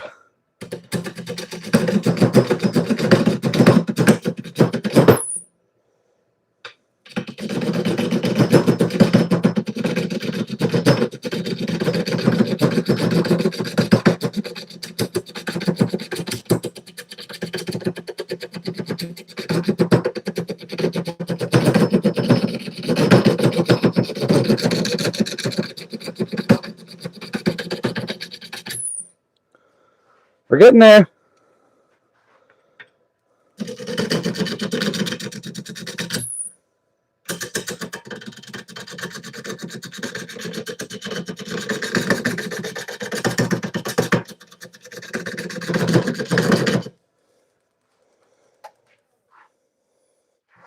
See, it's coming along. Like we're so very close to being there and balanced, right? A little bit of this end grain here is rough, but that's okay because that's all going to get fixed up. So.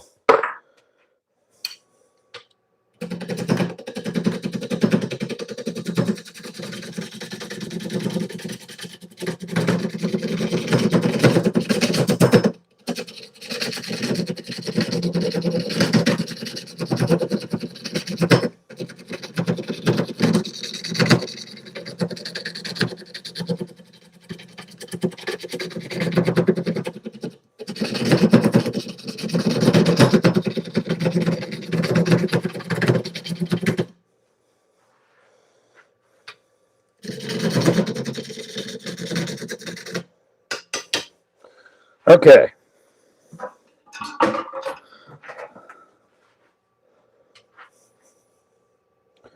Let's switch it back. Just bowl gouge a little bit. We can dive in here and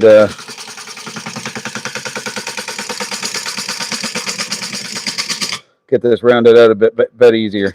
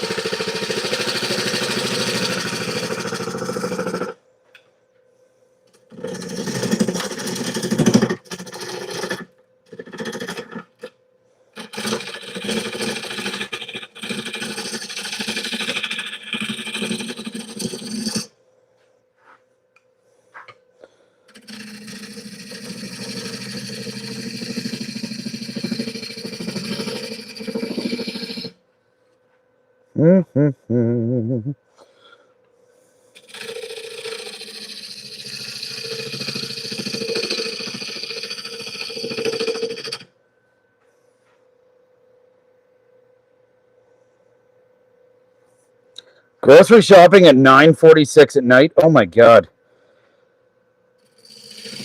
That's really late, Mike. I don't know how you do it, man.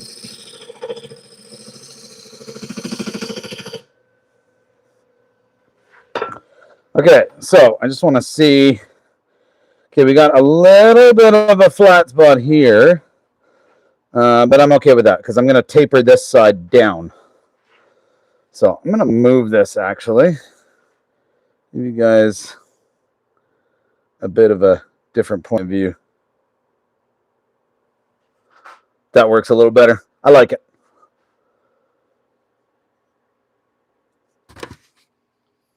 Watching on the computer in the middle of the day, so I have to jump off.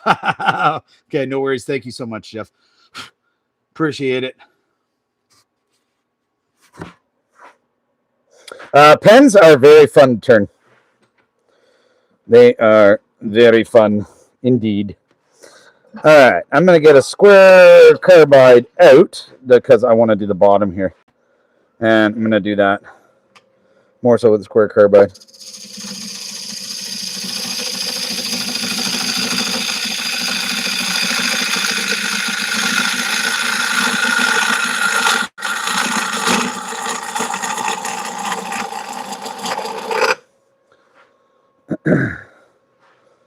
Beauty.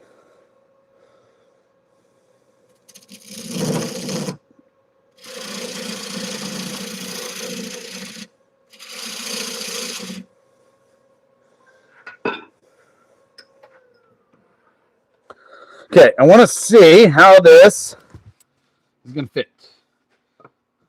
It's way too small, like way too small. I kind of had a feeling that was going to happen though. But you know what? That's okay, because we're going to make this like a really unique bowl, I guess, where maybe the lid kind of sits inside the rim a little bit. What do you guys think? I know. I said no carbide. I was only doing that part. What do you guys think? If this whole lid sits on the inner edge of that bowl, let me know. So it'd be, these are a bit of a different diameter, but it could be cool for style, where it kind of goes in like that. You like the idea? Okay, cool. We're gonna roll with it. Hell yeah. Let's do this. So I'm going to take this whole bottom off completely, like this part that I just did, because I had a feeling that was going to be the case. All right. Like that, Dave, very much, brother. Mark, appreciate you. That's awesome. Appreciate all of you being in here, actually. That's amazing. 253 people got 160 likes. That's awesome.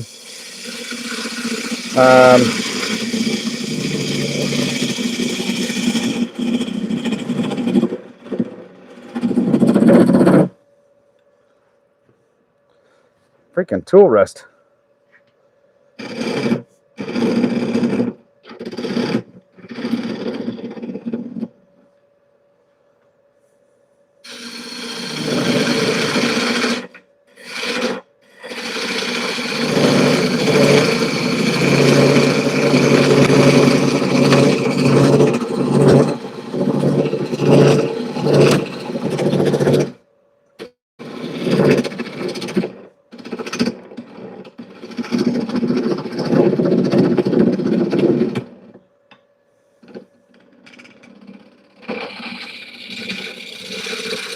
So now I might be getting a little dull. Mr. Mike, thank you so much, brother.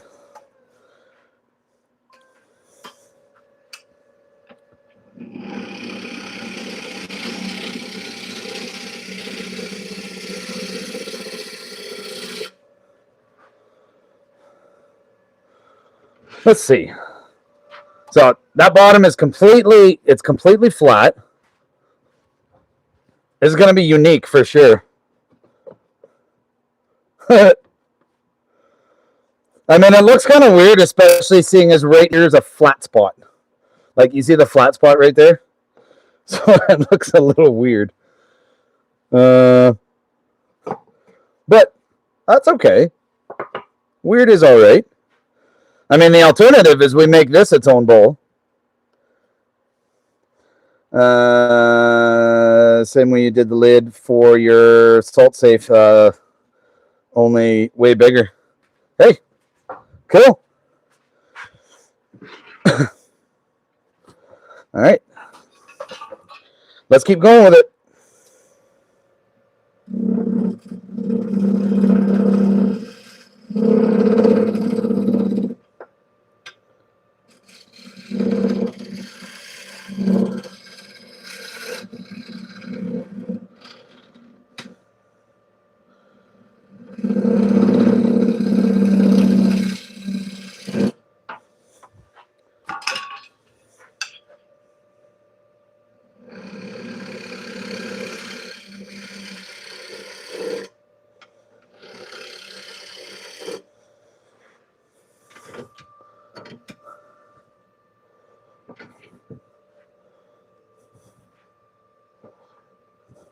You know what?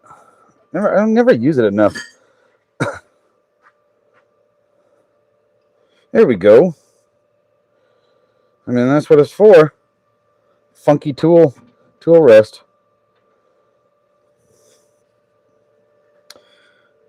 Just dulling a little bit, but that's okay.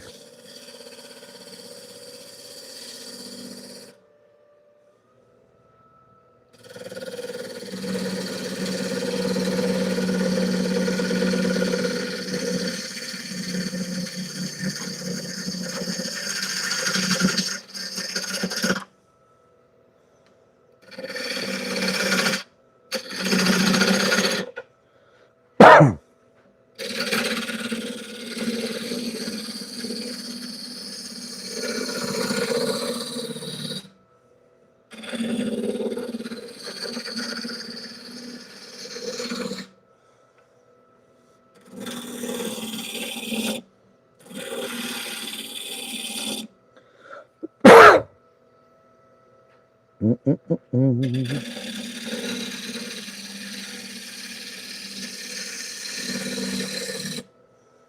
the only thing I haven't thought of yet, it's not really going to work with this, but I wanted to see if I could take the bowl and pressure fit it to this side. I guess I could still do that.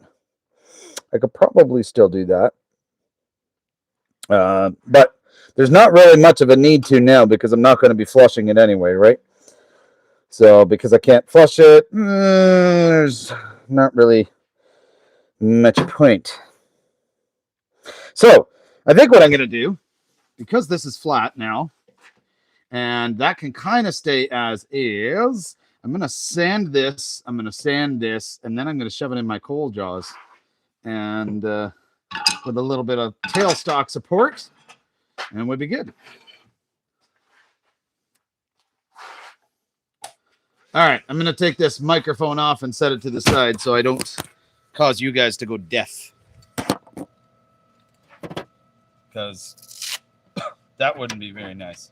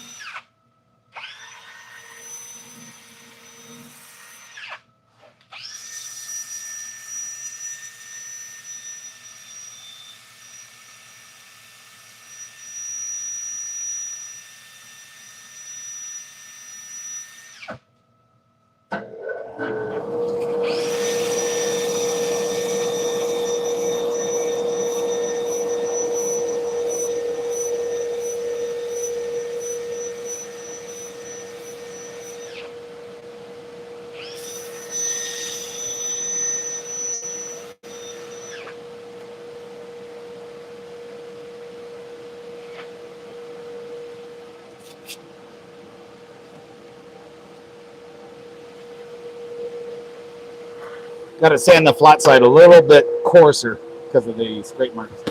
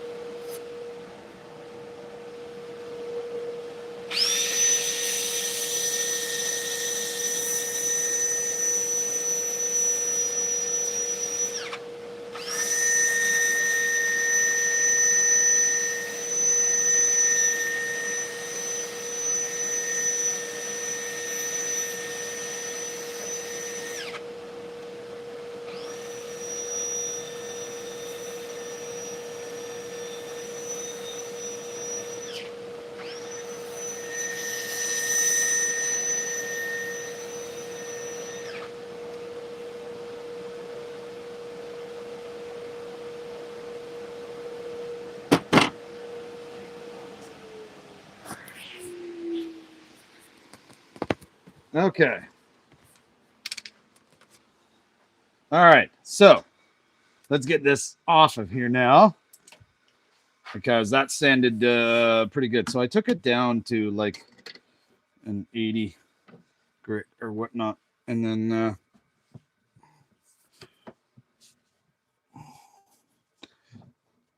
oh, come on. Oh man.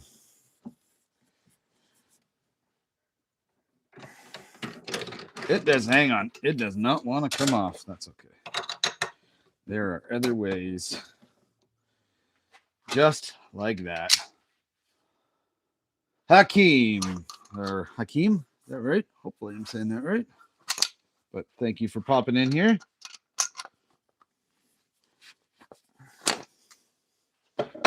One lesson I learned with Cole's jaws, because I got them, I've only used them a couple of times, is always a tailstock. Thank you, Jim. I appreciate that. So I'll show you what I did here, because I left some of the character, because I like character in wood. So that part there, I left it alone where it kind of tapers down. Same with up here. That was a flat spot. I left it alone. So I'm going to flip this over onto the Cole's jaws now. And we're going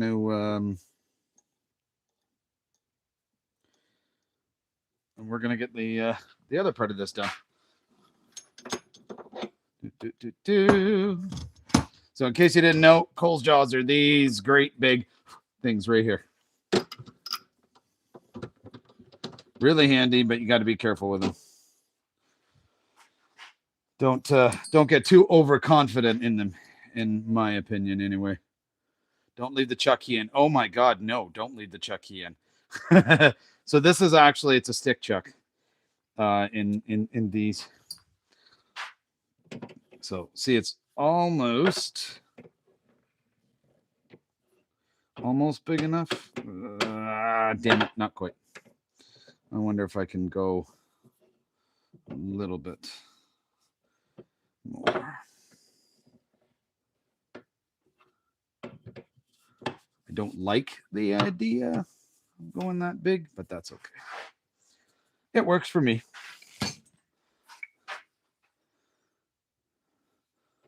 It makes you check your undies. No dip. But now I'm doing this with a tailstock. Because I learned my lesson last time when I did this and I did not have a tailstock and it flew off. But that is what this is all about. And having the tailstock here is not really going to bother me because we have this anyways, right? So it's going to go like that. Wind it in a little bit. And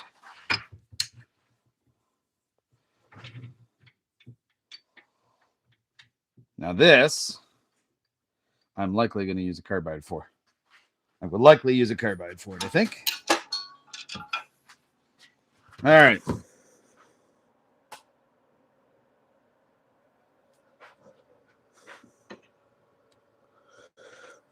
Hang on a sec. I didn't do that with a carbide. Need better support. There we go.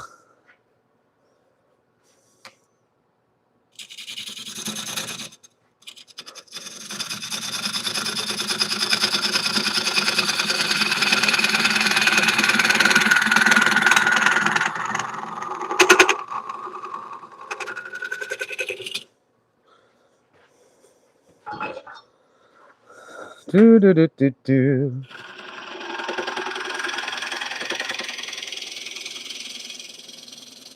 I'm definitely getting to the point now that this bowl gouge needs to be sharpened. I could feel it.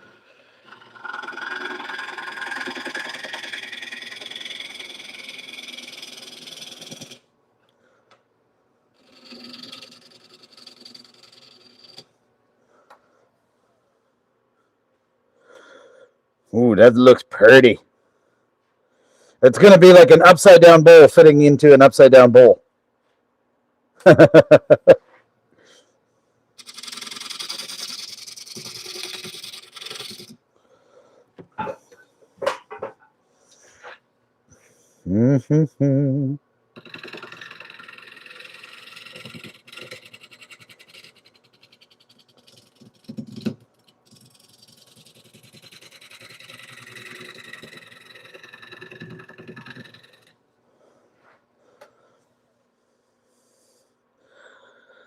right. I mean, I think that's pretty good.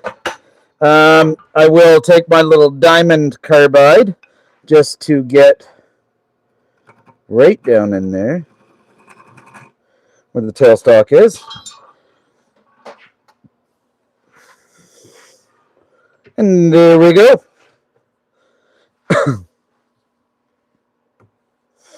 I don't know. Something's telling me it's almost like I got to do something different with the lid, but I don't know.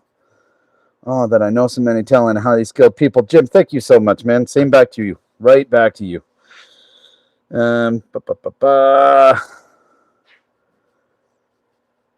Tell me about the faceplate. This one here. So this is called a cold jaw. So you can take these little Allen key pieces that are rubber around the outside, and you can step them through all different holes.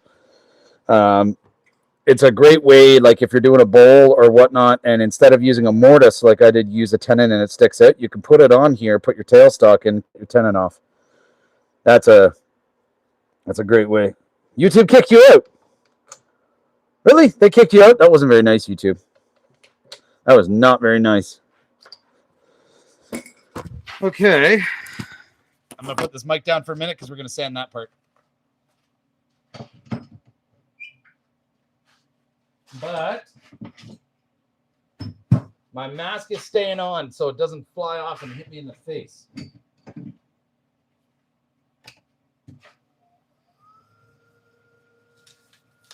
I'm going to do the same with this one. Start it at an 80.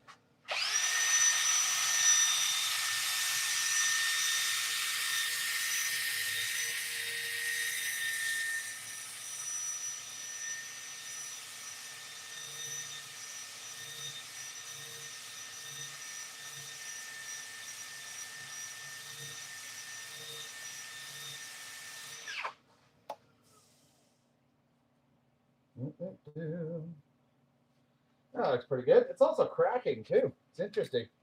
So, we take the 80 off. Move this up to 120.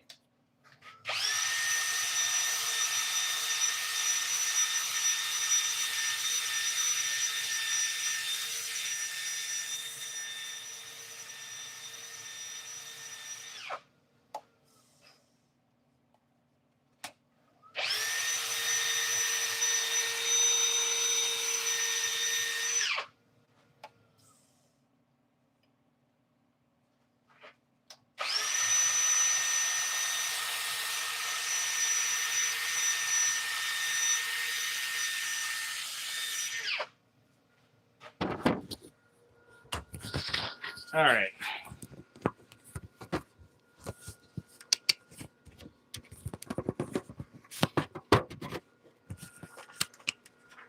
Okay. I think that's pretty good. Hang on one sec. There we go. Just moving the microphone around. What was the problem? What do you mean? It wasn't a problem per se. It's, well, with this one here, it's just the lid does not fit the bowl. Because the walnut that I have is not big enough in diameter for that blank. So that's fine.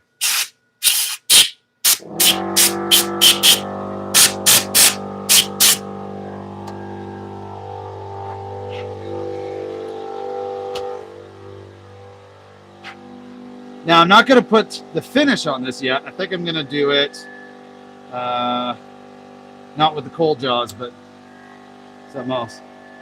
Something about the cold jaws and a problem. Oh, because I wasn't sure if it was going to fit without me having to move all these, that's all.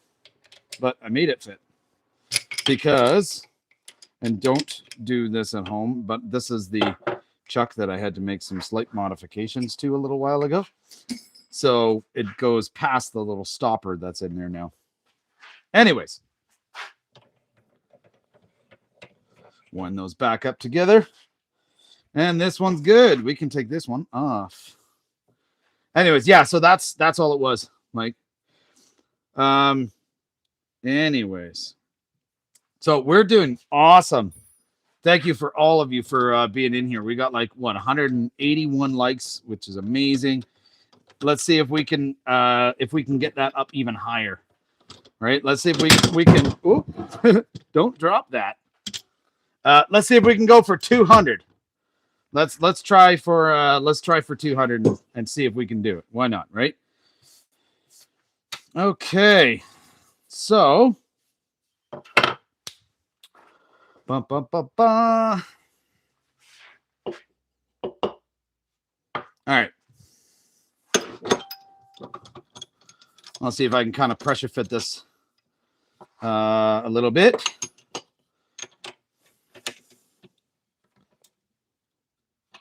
Okay, so there's the original bowl. This kind of sits inside. It's honestly, I don't know.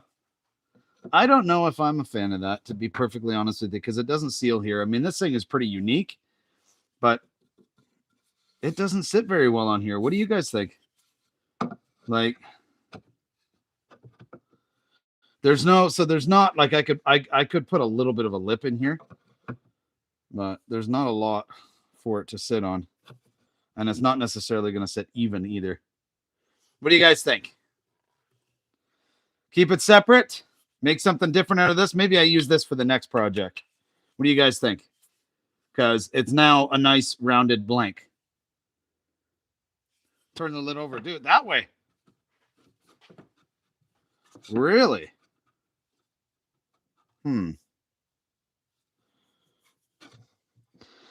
So,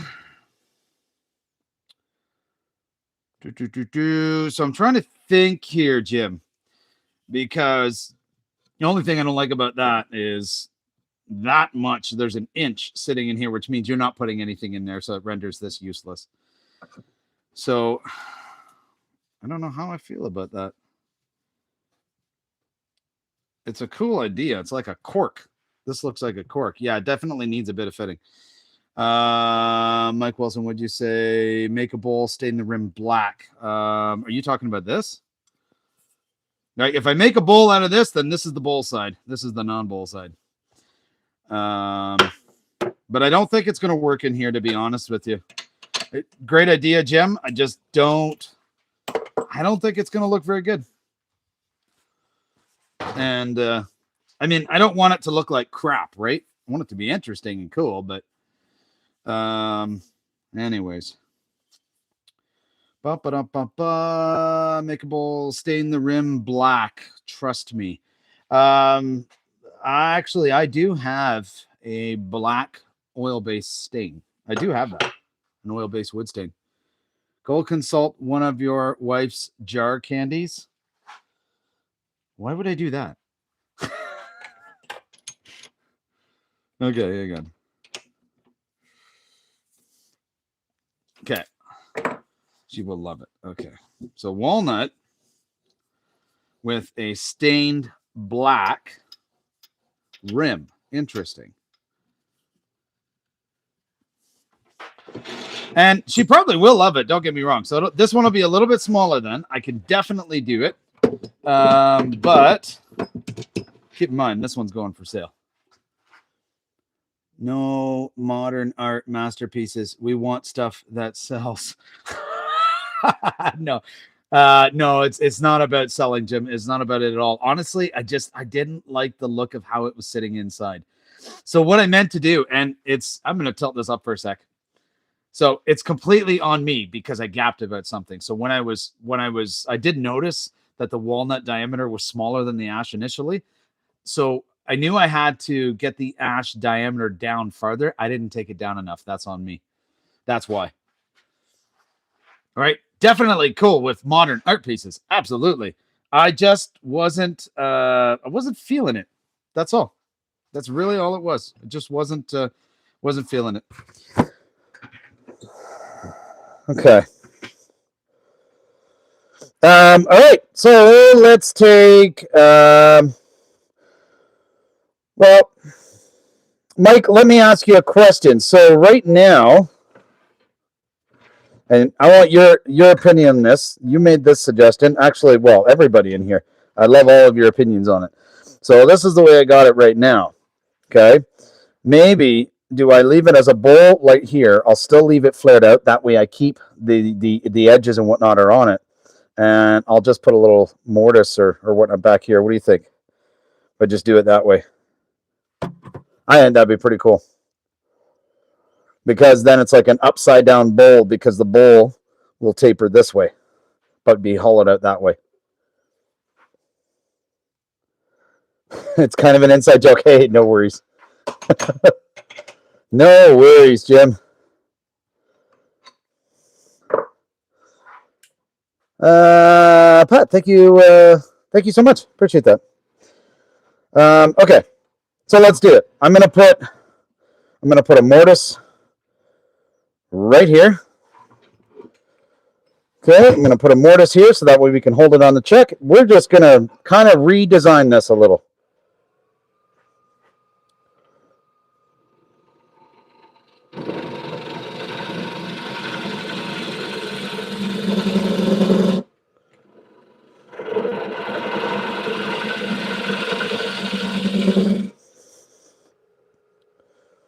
Okay, that should be good.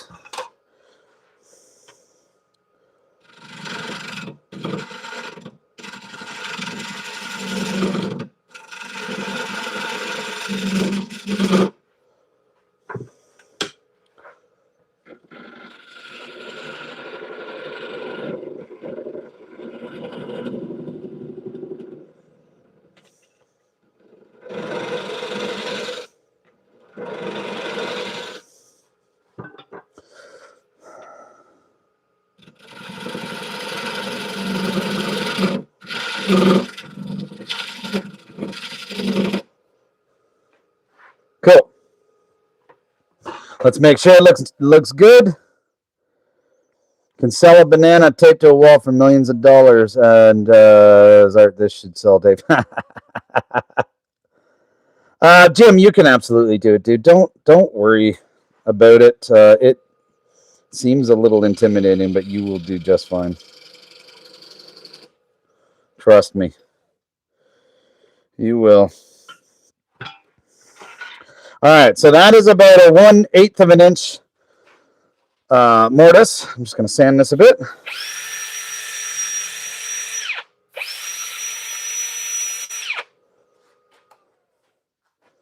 Okay. That's pretty good. The other thing I'm going to do is check and make sure the bottom's flat, so that way when this thing sits down, it's actually going to sit flush. There we go. We're good. Cool.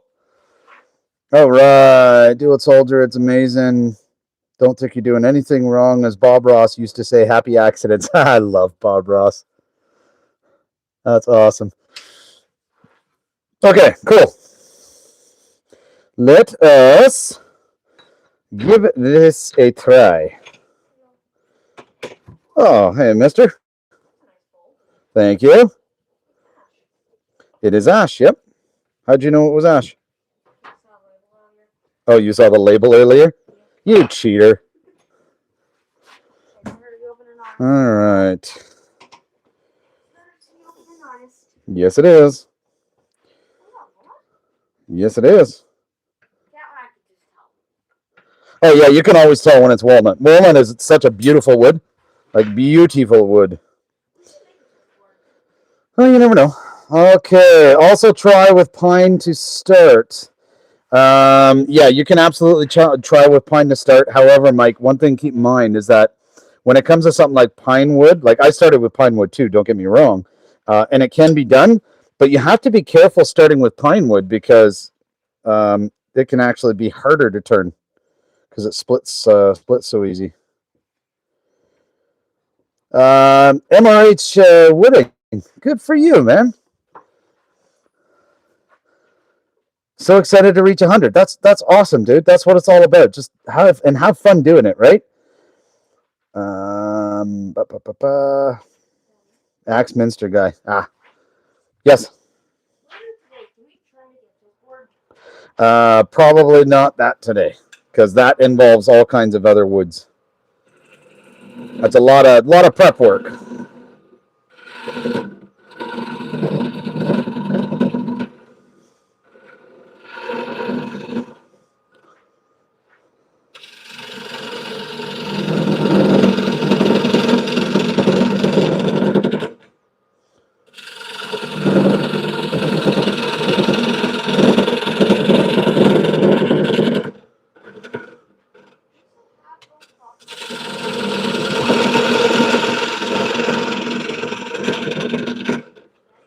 What's that? You still have the clock mechanism? Could be down there somewhere. Okay. I'm not sure where it would be.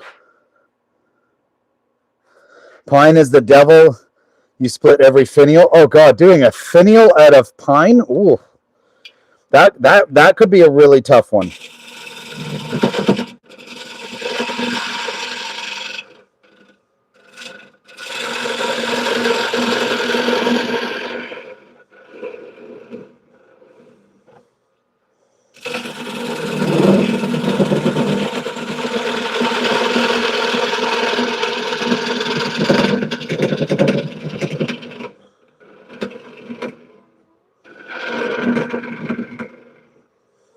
Okay, there's pretty close to our bottom now.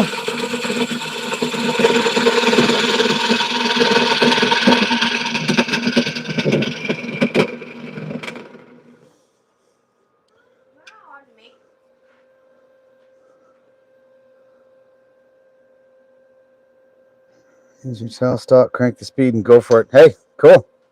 Nothing wrong with that. What's that? I want to make a wooden clock. Oh yeah. Kind of like that one. Ah. Well, the thing is, I can't find the clock mechanism. Oh, I don't know, buddy. That clock mechanism I had is probably all bent now.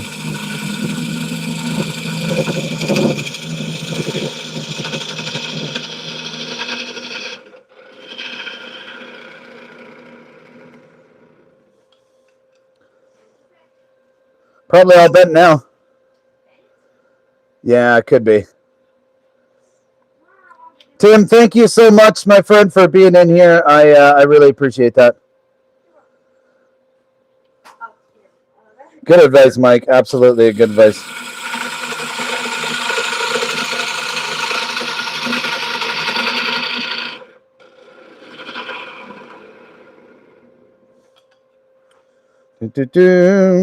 I can't go incredibly deep, but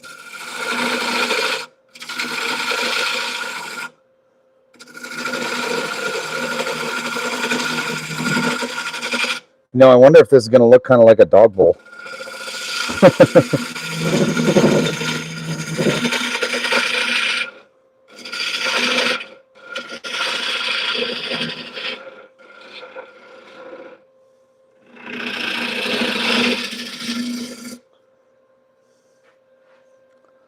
MRH winning subbed, buddy. Mark, that is awesome of you to do that. I'll have to check it out too, for sure.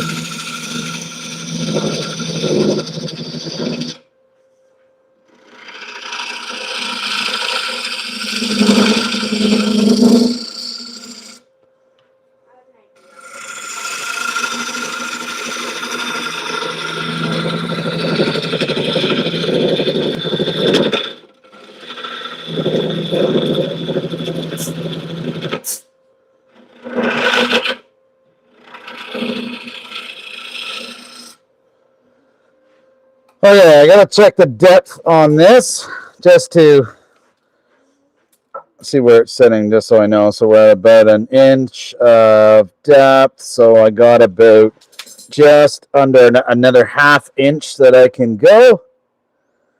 Hey, Jamie, how are you, buddy? What's up? What's that? What? Right, you have to take the clock.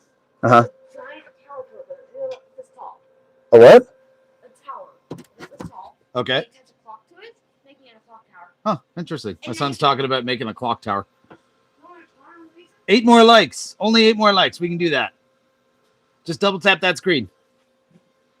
Hey, guys, you know what? I didn't even notice the light was in front of the camera. Bloody hell. Okay. There we go. No more light in front of the camera. Okay, I got to finish this up. Yep. Yep.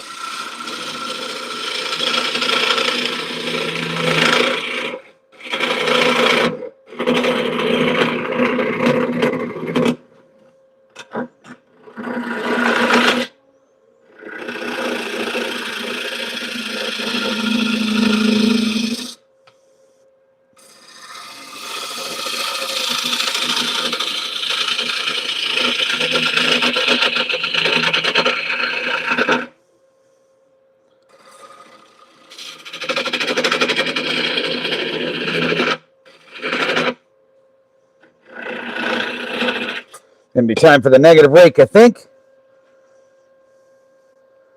We get timber design stickers. So, right now I don't have any because I got some made a while back. They were bloody horrible, and so I got rid of them. And honestly, I haven't made any since.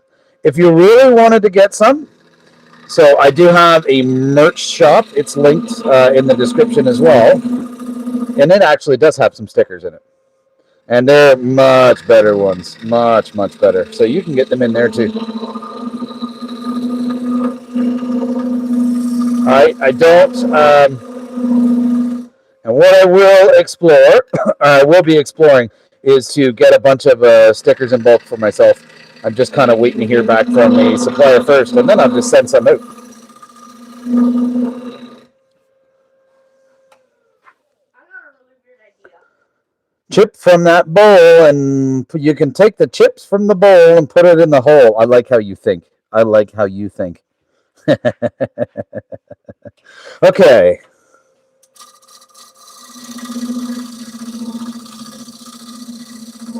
Yeah, we'll call this a chip bowl. Chip bowl, that works. Absolutely. Okay, I think I could go a little bit deeper.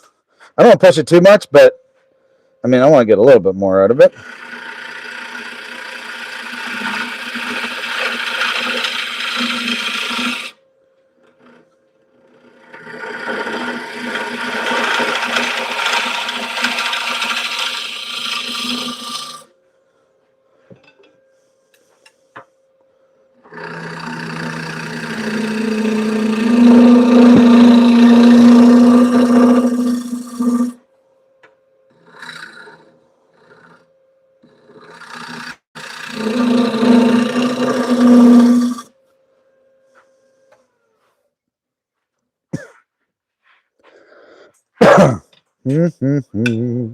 We are almost there.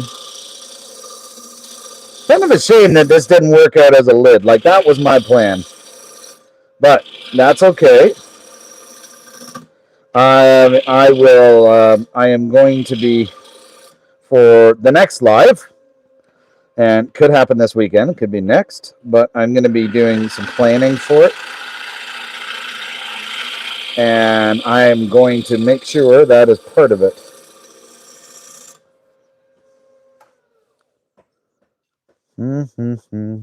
There is that split right there. Okay. So I think I'm gonna sand it. Now I'm gonna sand it, and then we will get it get this one moving. What's that? Oh, very cool. Yeah, we're gonna get it sanded.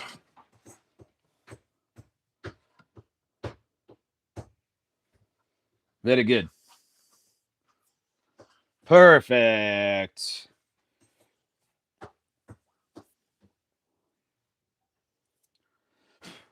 Yeah, so Jamie, sorry, I didn't realize you asked that, but I am going to be trying to get some of those. The problem is, it's here. It's harder to get stickers here because they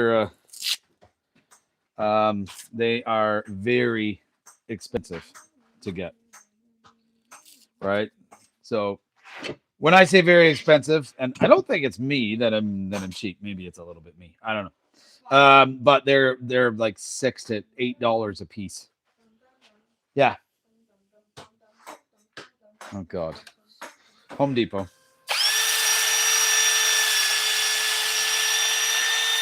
My son's in the background rocking out to the Home Depot theme song for some reason. All right. I got to put this on for a little bit.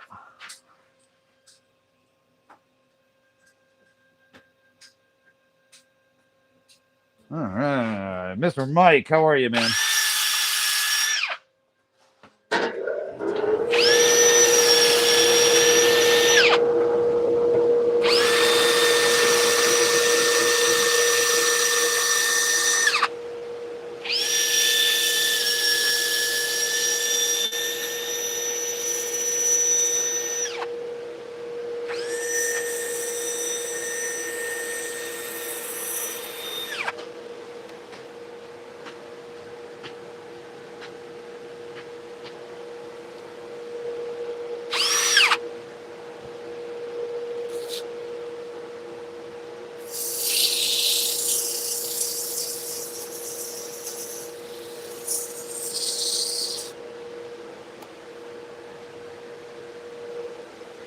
All right.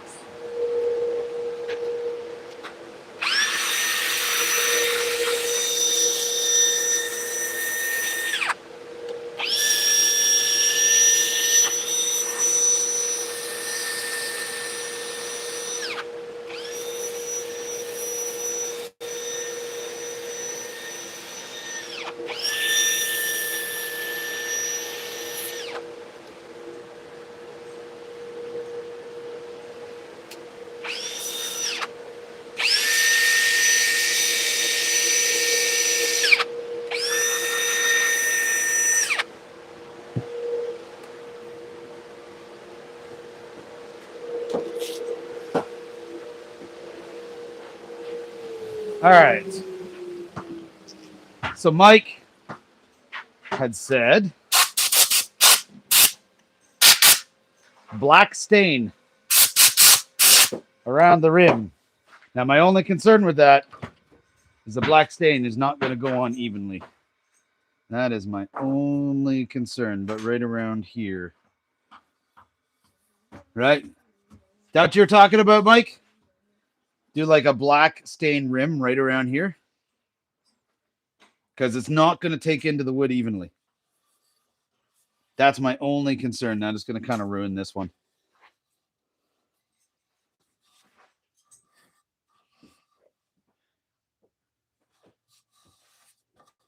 Daddy, I got a challenge for you. So, Mike, I think I'm going to. I think, Mike, I might move past this, and I don't think I'm going to do the black stain rim, only because you have to hang on, buddy. Only because it's just going to soak.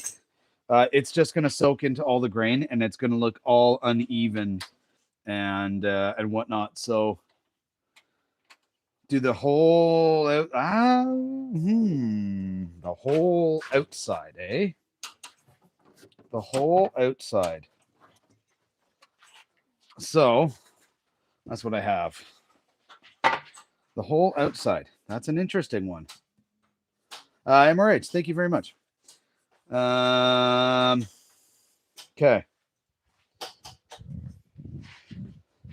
You know what? Maybe I'll do that.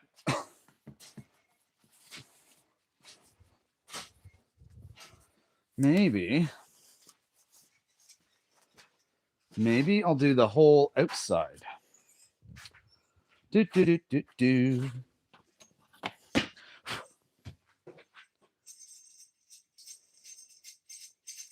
That's a cool idea. Hey? Okay. Ooh. Hang on, guys. Sorry, I'm just getting some gloves because I do want to give this a try with the black on the outside. That is the wrong kind of screwdriver. Where's the flathead? There it is. And be careful with this black because it's messy.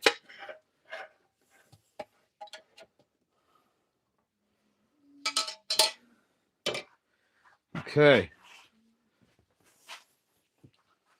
Let's see how this does. Mike, I hope you are right. I hope you're right. Yes, buddy. What is it? I have a challenge for you. What? I dare you, challenge you rather, to make a amplifier that you put into a single headphone. So you grab a pair of headphones, plug it in something, has to be wired. Okay. That you take the headphone with the circular headphone part and put that into a cone that amplifies it. Huh. I want you to make something like that for me. That's okay. Okay, we will see. Okay. Yeah, it amplifies it. Okay, so I'm gonna tuck this out. I'm gonna stay in the bottom first, and then I'm gonna wipe it off, and then I'm gonna put it back on the chuck. I just want to make sure that it is fairly even. Oh, hang on a second here. Hang on.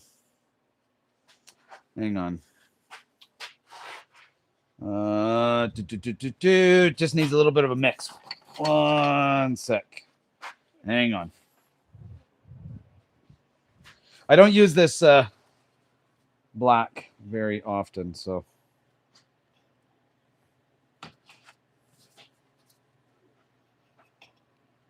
So I just got to stir it up. Give me 1 second.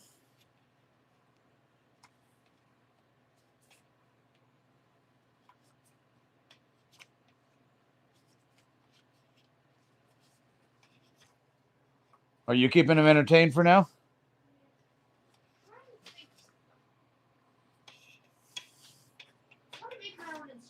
Hey, bud.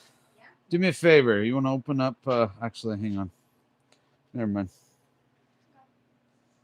Where's it? There we go. Okay. I think we're good now. I think now we're good. About 2 rubber bands. Hang on. See how black that is? And it's a wood stain. So it does do a pretty good job. Can I use this piece? For what? That's a nice piece of walnut. Is it not? What do you want to use it for? I want to make my own kind of instrument. You want to make an instrument. Like a brand new instrument that I've never seen. Okay. My idea was to put this here, make it partially through. Just partially through. You know what? Hook a rubber band underneath from here up to this little hook. You know, go into this notch, and then if we twist it, it tunes it. Okay. So a tunable rubber band guitar. Okay. Is that okay? Sure. Okay. If you want. All right. I think I may have gotten a little bit of black on the inside, but that's okay. Poshest dog bowl, right? That was my thought.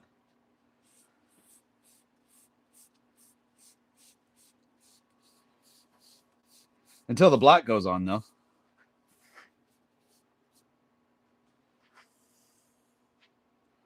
The only challenge with this stuff is it takes oftentimes, not all the time, but it takes a bit to dry.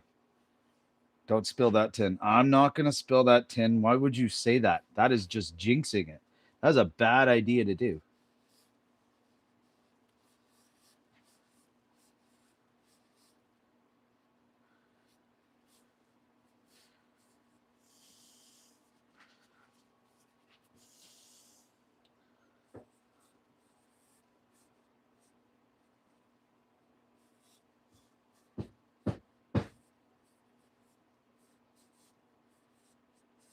I'm being very careful right now.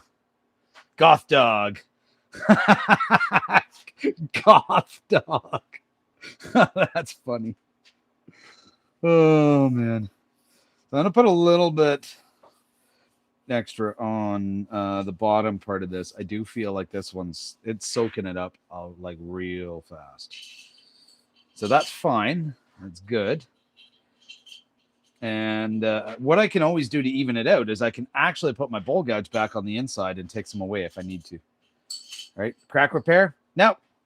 Not worried about it. That crack right there, that adds character. I mean, it's not a food dish, right?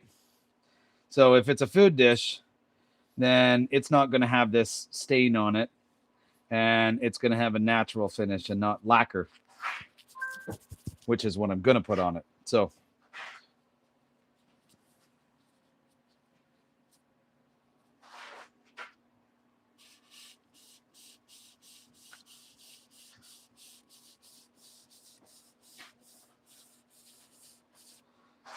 okay, Mike. So I'm going to give you some kudos, dude. Add a couple detail lines. Yeah, I could. Actually, the really cool part, if I added some detail lines on the outside, but I don't stain it, then it's a contrast to the black. All right, Mike, or Mark, thanks very much, my friend, for being in here. Really appreciate it.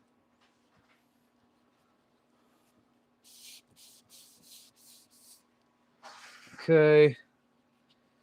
So I think I think we're covered pretty good. Yup. We good. We good.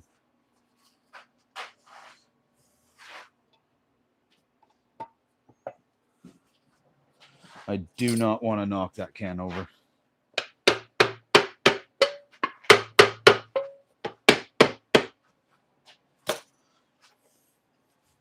Whew, made it. Didn't knock it over. All right, now I got to put these gloves outside because this stuff spontaneously combusts.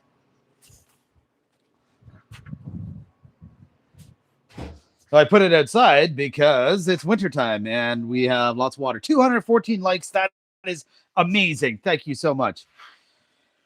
Okay. I'm liking this. I want to see what happens if I go like that. Because I think Mike Wilson was on to something about, because I've got a nice thick rim, about pushing the diamond carbide into it a little bit. Thank you very much, Jim. I appreciate that.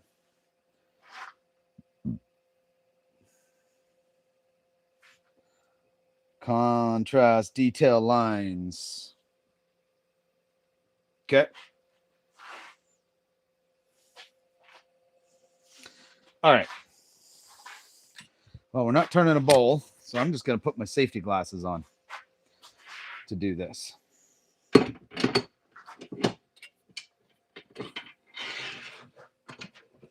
And I want to do, so I'm going to do 3 or 5. You think 3 or 5 on the outside, Mike? Okay. So we're going to bring out the diamond.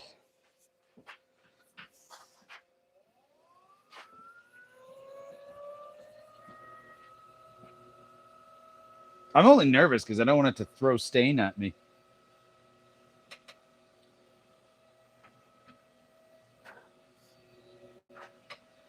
Uh, 3 or 5, Mike. What do you think? Near the top or the bottom? What do you think? Or just spread out evenly? What does everyone else think?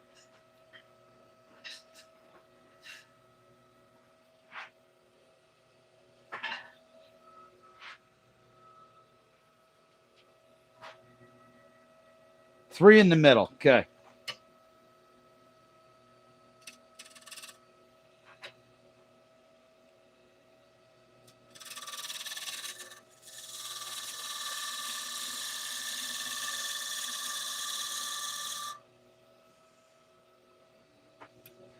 And I'm literally just going to push this in. That's it.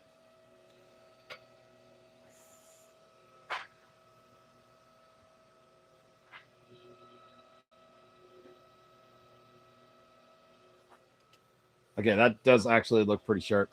Like, look, that's only one. But that's pretty cool looking. No, I know not too deep. I got lots of wall on the sides, though.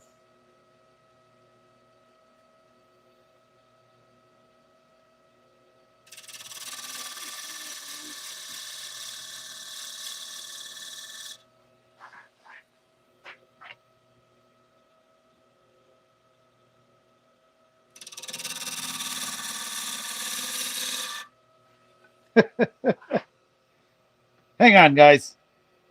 I just saw something moving down. I was like, what's that? It was the phone.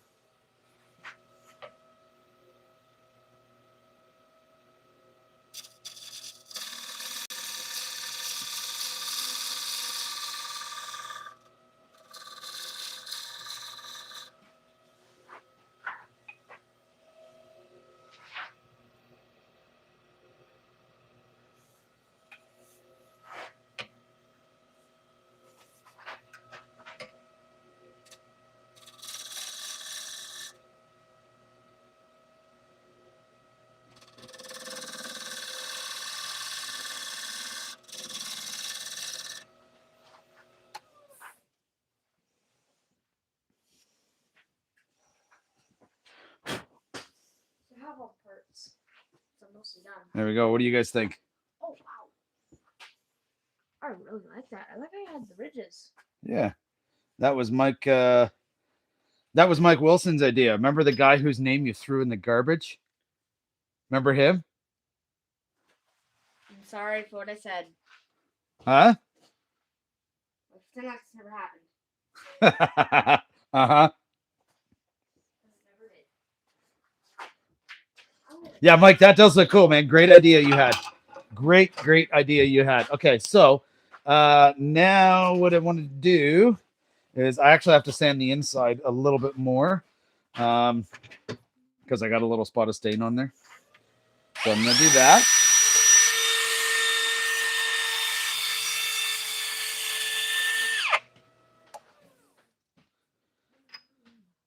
Pretty much gone.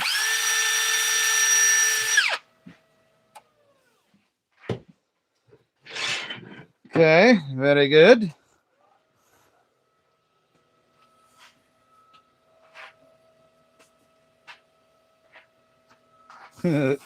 Mike says it's okay. He heard it. He says thank you, Mike. I'm wiping off the stain right now, and I almost put the stain covered rag inside. That would have sucked.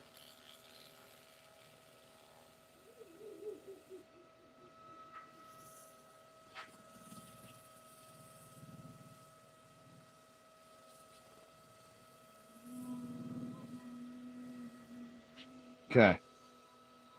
Mike, I think you have found the purpose that I'm going to use this black stain for from now on. Because that is really cool. And so I'm going to put some lacquer on this because that is pretty much dry. Yeah, we're going to do some lacquer on it. Make it stand out.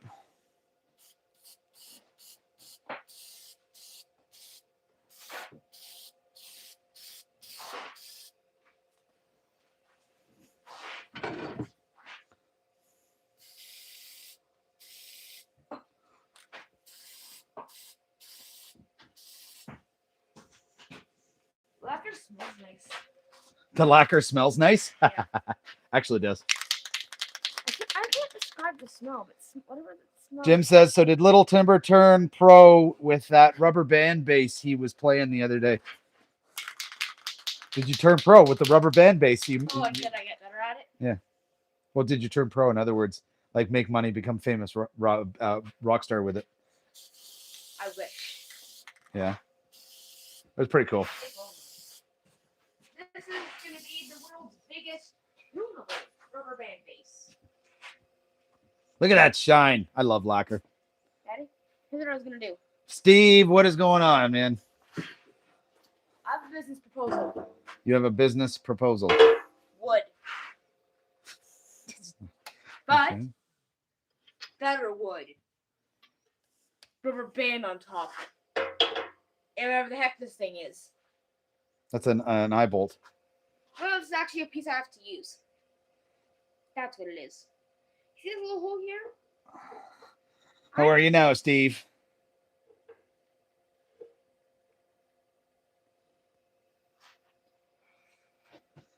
You You want to see what my idea is? What? I put this here. So I gotta let this. It's gotta spin Dry. a little bit more, just to dry. There he is. So here's the actual mechanism. Okay. So this has to go here. Okay. And there's going to be a nail here that sticks out, so Okay. that this can hook over it. Okay. It's going to go onto here on the other end. Or you can just put a nail there and a nail there. No, because here's the problem. The thing, you can tune it by twisting it, Okay. tightening it, tunes it. Interesting. That's So- interesting. So you can tune it to like a drop D or to a E. You can tune it to any key you want. Yeah, Steve, those pens were nice. I didn't see the second one finished. I saw the first one. The first one was really nice. That was a tricky pen. I didn't have a problem with that. Honestly, I just couldn't remember how that one assembled. Okay. Let's see if we're dry yet. Oh, maybe.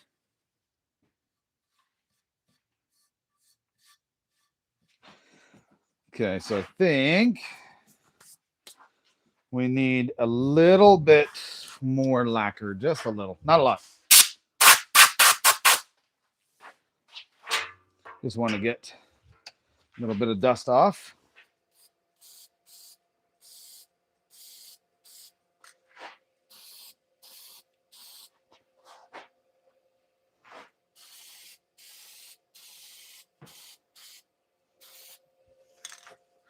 This is definitely like a decorative Gothic dog bowl. That's what we're gonna go with. It's Bat dog. what? Bat dog. Bat dog. There we go. Bat dog. I can even 3D print something that makes our dog look like a Batman. That's funny. I can print the dog a Batman Ooh. hat.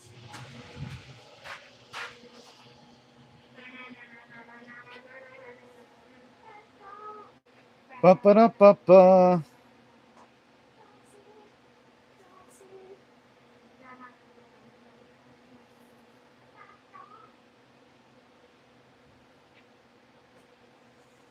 All right. Almost there. We're almost there.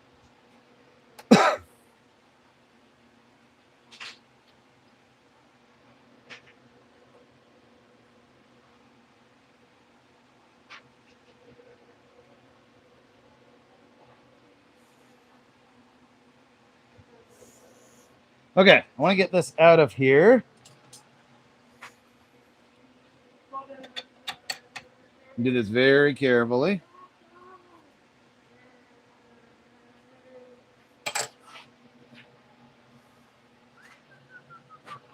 I like that. I really like that. Me too. Okay. Look at that. Wow. Don't feed the dog with this.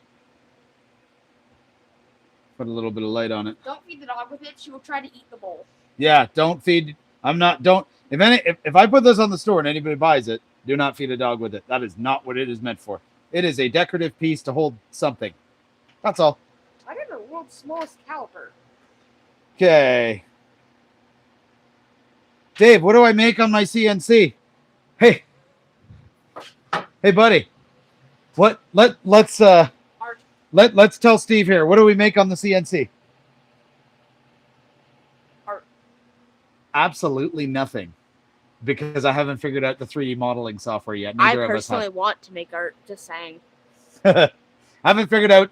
Trying to use Fusion, I believe it is, for modeling software, and it is not the most user friendly, especially if you don't really have a good grasp on 3D modeling.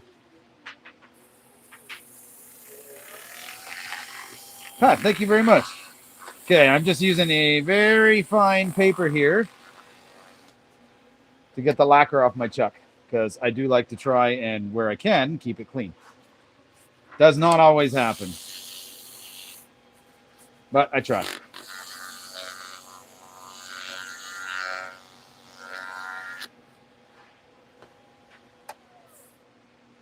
All right, good again. Okay, that is a nice bowl. Perfect. Okay. Getting to the end of the spoon project. I'm going to do another batch project for the market, but I have some music projects I want to do also. Do the music projects. Music's cool. That's what I would do. I got to get back into music, actually, because I'm a guitar player, too. But it's been a little while because I haven't had a lot of time. All right. Cool.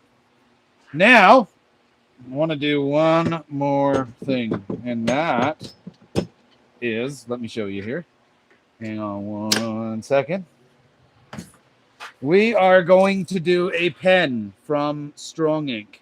This is the PKBA1. This is one of my favorites. It's the bullet-looking one, and we're going to do this. It's a nice wood. We're going to do this with a figured teak. So that should be really, really nice. We'll build and sell cigar box guitar kits. That'd be pretty cool. I have seen many of those. Please. What? I need one of them. What? I really want a cigar box guitar. They sound like banjos. A cigar box guitar? It sounds like a banjo? Kind of. Interesting. And I love my stuff like a banjo. Banjos are beautiful. Okay. So we're going to use this one here. So again, PKBA. So this is one. This is Strong Ink. So strongink.com.cn, and you can go and get these pen kits. They are absolutely amazing pen kits, Can I use this? and I have nothing but good things to say about them. Can I use this?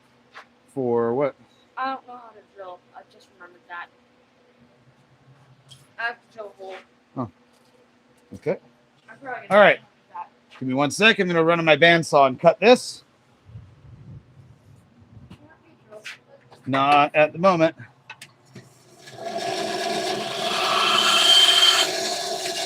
What's that? When you can. Yeah. Do it after. Okay. Figured teak. There we go. So for this one, got to drill it out, but I need to, I'm going to have a look at the kit. So whenever you get these kits, make sure that you always have a look to see if you have the bit for it. This one, PK. So 8mm. That's not the 8. This might be. It might be the 9.5. I can't remember. So easiest way, you can't remember, is compare it to the shield.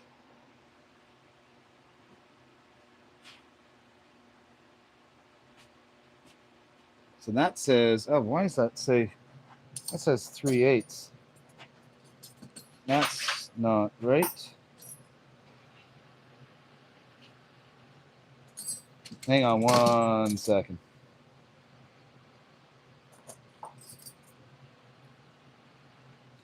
Way too big. Way too small. Interesting. Okay.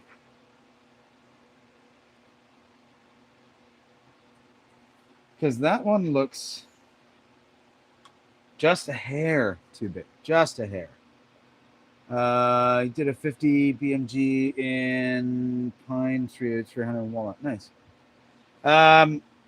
Mike, this pen kit here, the PKBA1. What size drill bit was that? So I've got, I think it was the 9.5 mil, but this one's showing this one. So this one's a 3/8. And I'm just trying to find where the 9mm is. But what do you think, Mike? You remember which size it is? 9.5 for the bolt kit. Okay, that's what I thought. I thought it was 9.5. Okay, yes. Do you know what size this is? No clue. No, sorry, buddy. That all has to be looked up. Okay, so you'll have to wait, and we'll do that after. All right.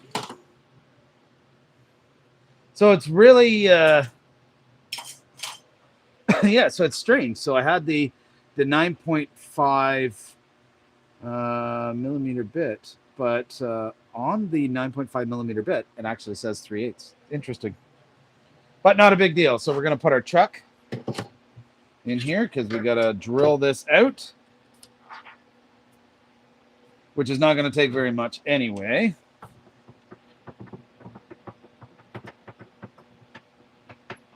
Hey there, Peter. How are you? Okay.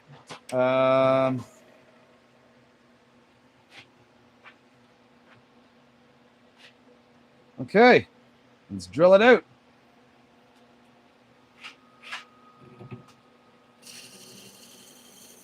So I have not used this figured teak before. So I'm very curious to see how it is.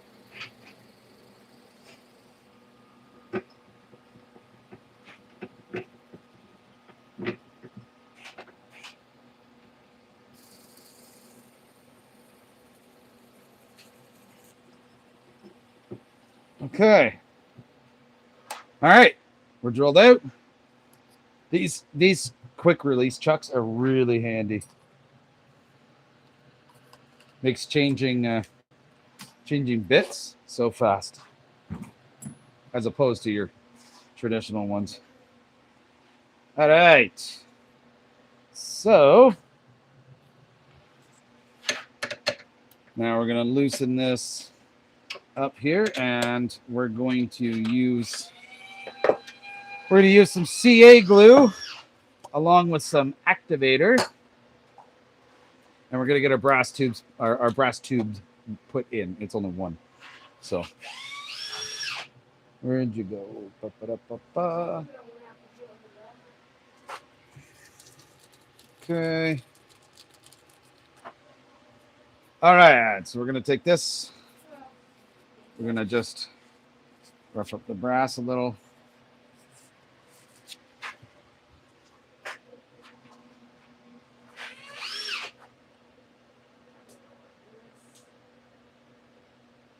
Then don't, buddy. You just wait.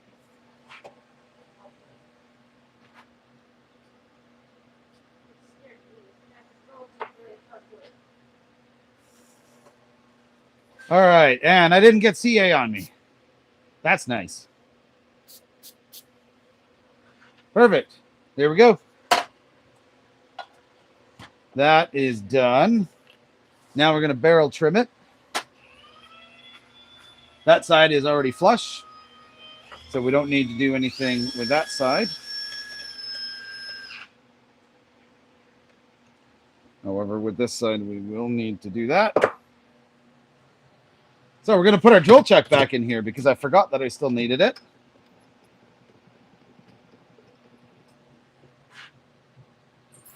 And we're going to get our piece inserted for barrel trimming. Yeah, without getting it all over every finger. Dude, I am very, very similar to that. Oftentimes, I get it all over myself. So I'm just like actively trying my best not to.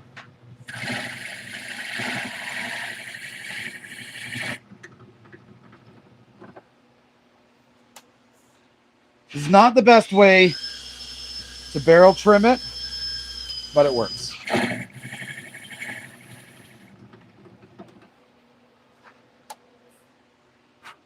All right.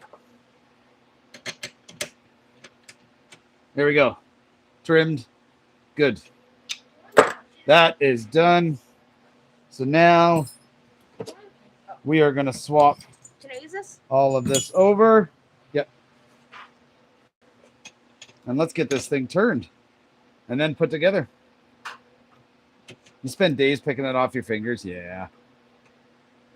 You've never done a CA finish? CA finishes on pens are very nice. Actually, if you guys want, I'll do a CA finish with a wet sanding up to 12K. I'll do that today. If you want to see it. It does leave a really nice finish. Okay, so let's put that on.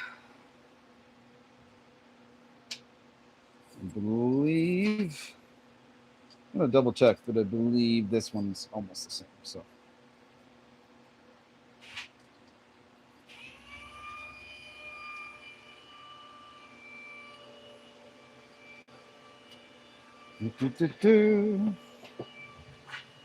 this would help.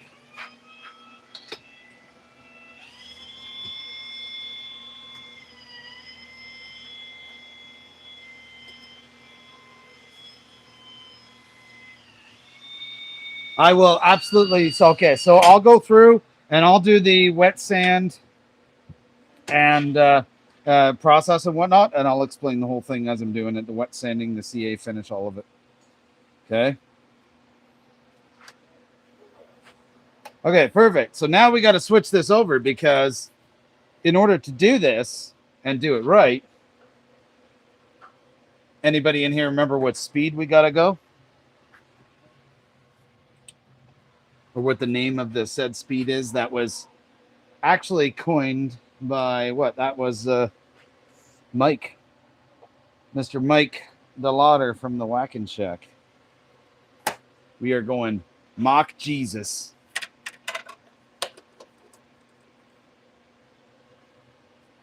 All right. There we go. We ready? Let's do this. Remember, double tap that screen. Let's get these likes even higher. We've got 230, which is awesome. Let's go for 300 likes. We can do this. Nestor, how are you? Andrew, welcome in.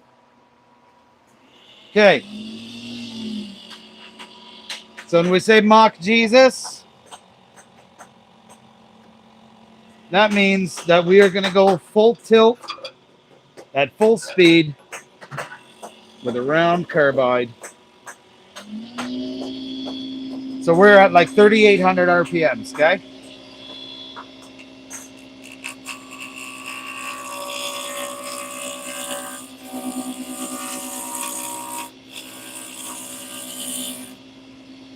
I don't think I've ever used this teak wood before.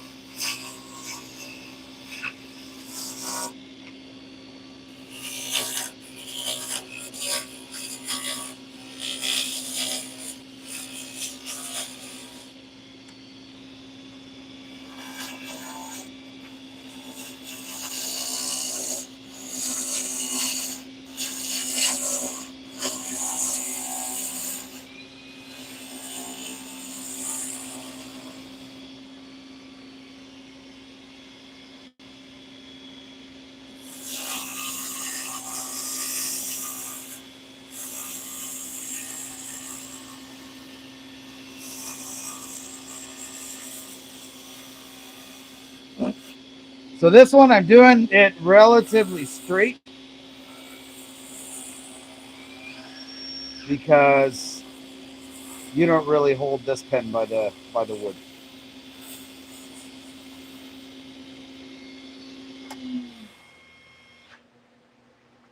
Oh, that's cool, and it's got like some green in it.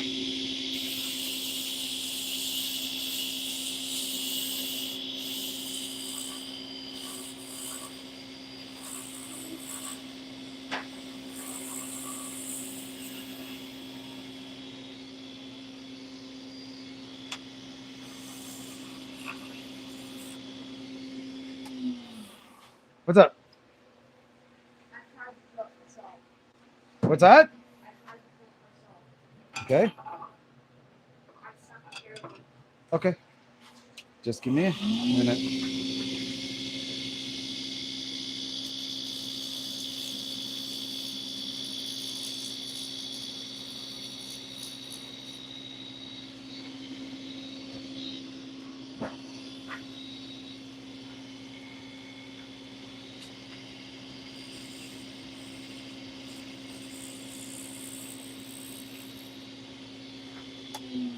Thanks, Mike. And yes, absolutely will be. So this piece will absolutely, this pen rather, will absolutely be up on the store.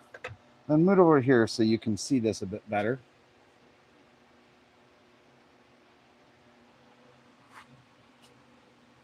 So it's a beautiful, beautiful wood.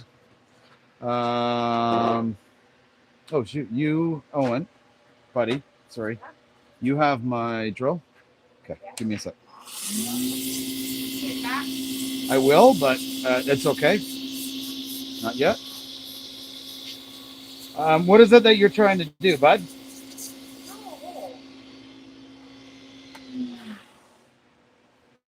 Okay, to drill a hole. Okay, guys, I'm gonna tilt you up for a second here because I need to help Mr.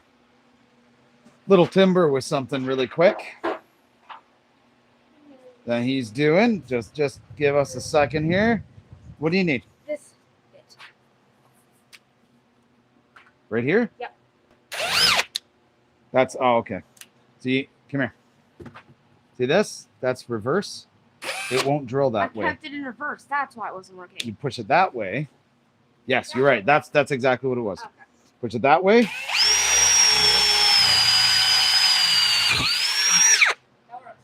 There you go. All right. We good.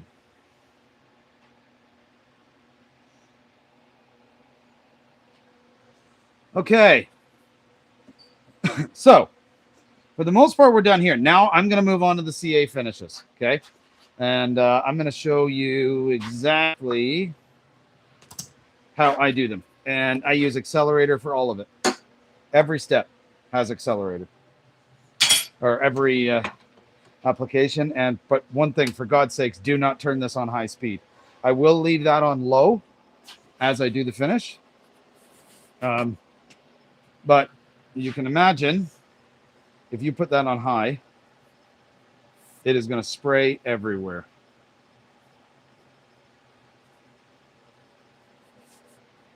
All right.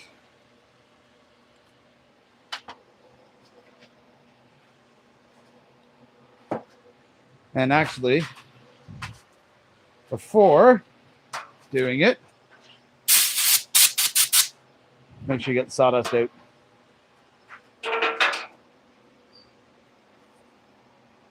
Dave, the dad thing, you're doing it right. Thank you. Appreciate that. All right. Blob on there. Wipe across once. And then accelerator. And then right away, I'm going to put another blob on here. I'm going to wipe it across. And then I'm going to do accelerator. Hang on, bud. And then another blob on. And then wipe across.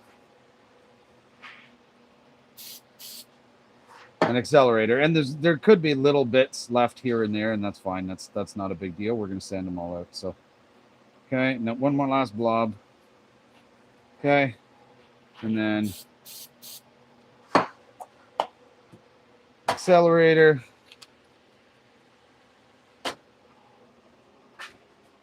Now, it looks like there's one piece. Yeah, there is one piece right there. That's okay. So I'm just going to pick that off. That's good. Okay. So now so this has got 4 coats of CA glue on it now. Now I'm going to wet sand it. Do this. But watch the bushings. They're copper nickel underneath. They can color the blank easily. Yeah, fair enough. I did realize that they were copper underneath. So I will definitely watch for that. Okay. All right. So now what I've got, and you guys won't be able to see it, but I got a container of water. Okay. This is for the wet sanding. And I have these mesh sanding pads. Okay. Like these. Okay. These sanding pads, and actually I'm just going to do something else first. Yeah. These sanding pads, where are we? 320. Okay. They go, they get soaked in water and whatnot, but they will work really, really well. So I'm just using a little bit of 320 on here first, because I want to make sure to get this smooth. And then we're going to go through the wet sanding. Can you ask me something? Sure. Where are your nails? What? Where are your nails? Where am I what? Nails. One of those 4 bins. Oh, I know. Okay. All right. So we got our lump gone, which is good. Hang on one second, guys. It looks like my phone's about to die.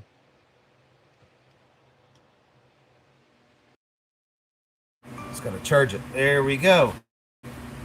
Hopefully you guys can still hear me. It may have disconnected the mic.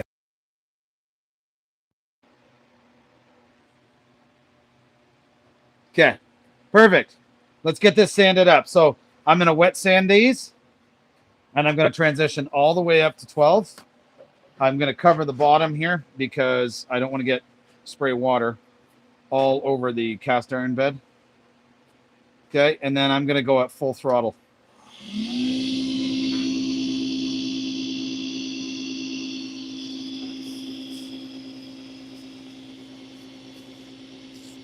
So just wipe across.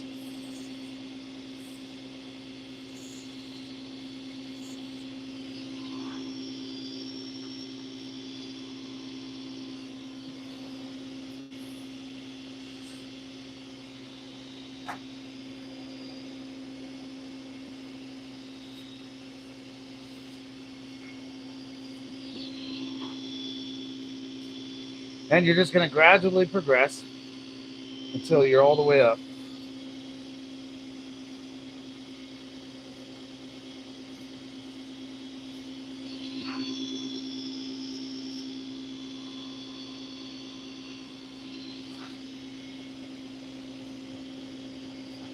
You'll feel this getting smoother and smoother.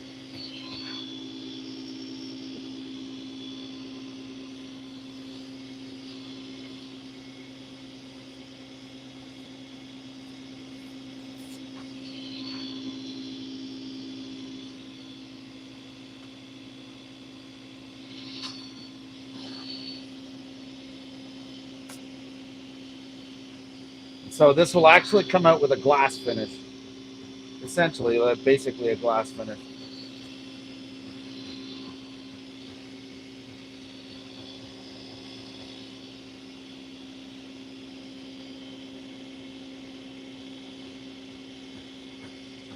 You can see it's already pretty shiny, and that's I just dried it. We only got 2 more mesh things to go through. We're good. Sounds good, Mike. Enjoy dinner, man. Appreciate you. All right, final one, 12,000 grit.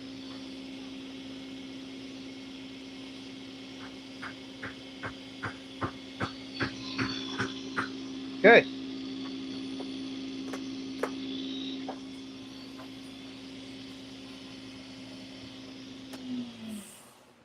There, look at that.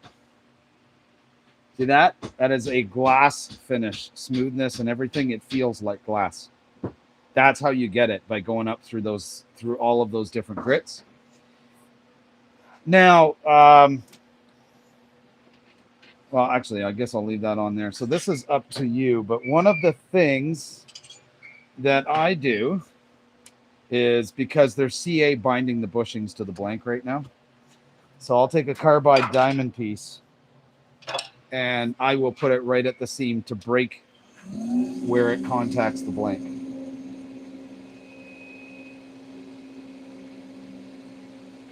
That way it doesn't break and look like shit. That's it. Just a little bit like that. That's all it needs. Okay?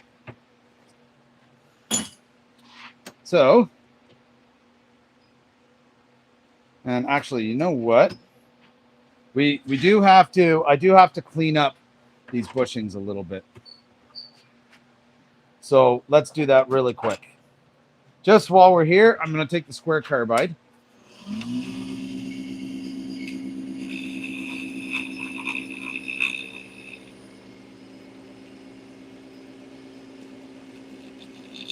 The CA glue does make a mess on them. Absolutely does. Okay. Now let's get all these off. So look at that. There's one. Okay, there's 2. So they slid right off. Now you will be left, if you can see, with some residual on here. So all you do for that is I'm going to put those back on there. Go like this.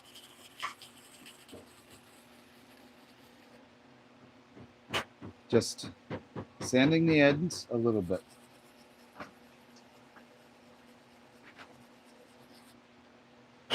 Thanks, Jim. Appreciate that. Okay, we're going to get this one nice and smooth. The wet sanding, it was Mike Wilson that got me onto it.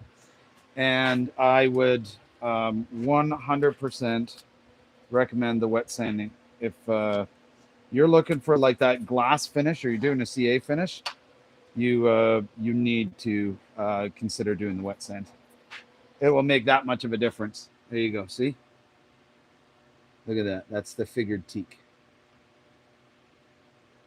It's beautiful. So that's where I had that little bump right there before, but it's sanded right out and it's smooth as glass now. So now let's let's start getting our pen put together.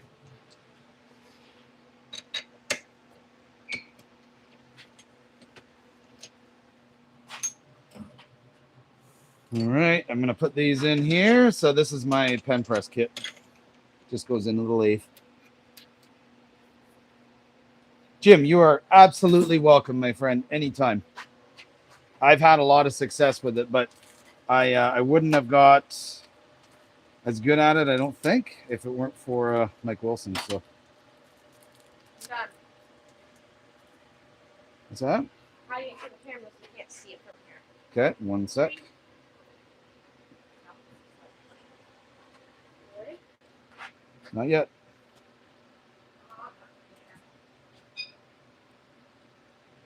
Okay, so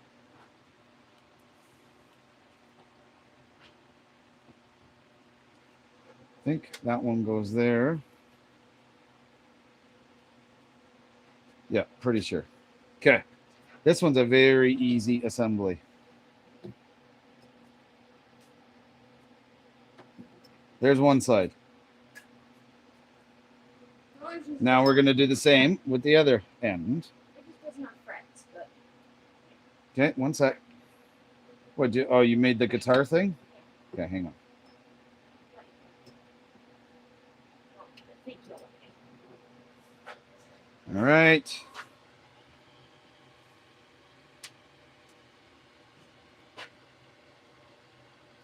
That's how it looks like. Okay, let me do this first. All right, guys. Hang on. I'll bring you up here a little bit.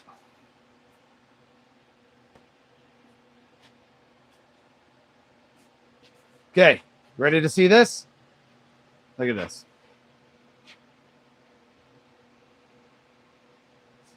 It is beautiful.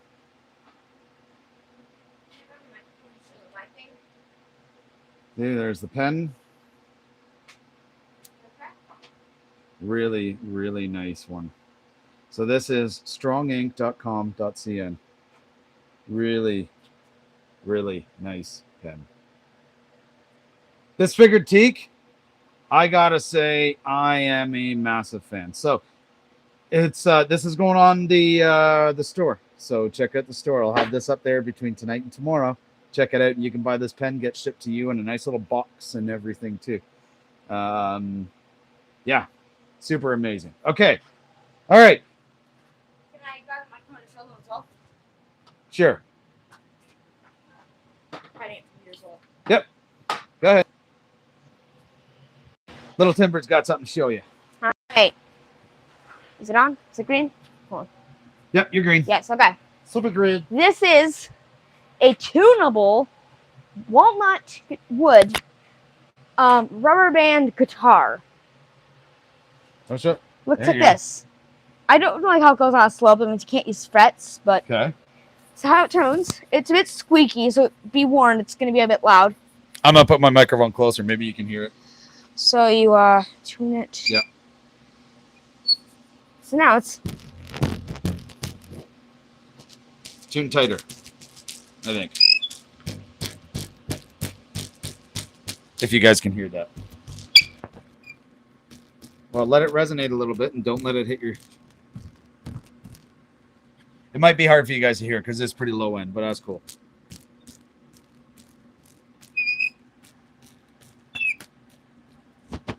Oh, you hear it, Jim? That's awesome. Jim, all right? He hears it. yeah, it's a fully wooden guitar. That's cool, buddy. That is super cool. And he used, it's creative. I'll give him that. He used an eye bolt as the tuner, right? Which works really, Yeah, really well I'm because that's actually- exactly what it does. You just got to thread it in. Actually, So- no, that's all I did. That's all I did. I just hooked it on. Cool. All right. Let me recap what we did. Okay. So, first project, a bowl that is made of ash. Not ass, ash. What? I love you too, buddy. All right. So, I love the character. Okay. So, very simple. I am actually working on cookies to go in here too. with the logo and everything on it. I'm just in a bit of a redesign right now. That's also the reason why I don't have stickers yet. In any case, this is really cool. Sent by woodshedlumber.ca. So check them out. The next one was a walnut bowl that had some input from a little bit of everybody in the chat here. I have to admit, now that I'm seeing it, it's all dry and everything. It's lacquered, right? I do really like this. It's actually really hefty. And it's got like the ridge lines here. And this is a black stain on walnut on the inside. So super cool. It is a nice piece of ash, right? And then, of course, finally, this beautiful bolt action pen, which is like amazing. You just hold on to it and you just kind of, let me click it down like that. So you click it down and then over, right? And then it's got like that little design there. I'm not even going to say what it is, but you can probably see it. Anyways, super cool. Jim, 100%, this is a sexy pen. And the finish on this is amazing. So not everybody likes the CA finish like this because it's very much like glass. You know, if Wilson were in here, Mike Wilson, he would almost say that it's like a resin or an acrylic because that's the finish, the texture that it has. But super cool. And this is Strong Ink. So strongink.com.cn. They supply all kinds of these things, all kinds of different pen kits. That is this one here, right? The PKBA1 GM. The GM stands for gunmetal because that is the tint of this. But you will see it up on the store shortly after the live, probably tonight. I think I will have it up. But you'll definitely have to try those. Link in the description of this video to get you a discount on shipping as well out to your location for these pen kits. So super, super nice stuff. Way better than anything that you're going to find on Temu and those places. Okay, so definitely check them out. Outside of that, guys, we've been 3.5 hours, which has been amazing. I can't thank you all enough for being in here. It has been absolutely fantastic. I look forward to hanging out with all of you in here every single week. It's absolutely amazing. Remember to like the video. We hit 245 likes today. That is amazing. Thank you. Subscribe to the channel. Grab a membership if you'd like. It all helps the channel out, and it's all greatly appreciated. And make sure to go to the channel homepage and check out the new store and all the products that are on there. Right? There's an email address on there. You can contact me direct and everything. Let me know what you think. You can also see the stuff on my website. It's timber-designs.ca, and there's a link to the store there. There's also a link to the merch shop where you can get stuff like this. So make sure to go and check that stuff out. Jim, thank you so much, man. You have been in here like the entire time. That is a long time, dude. Really, really appreciate it. Man of the North, thank you. Everybody else. Check out some of the other channels that were in here. They're all good people. And until next time, happy cutting.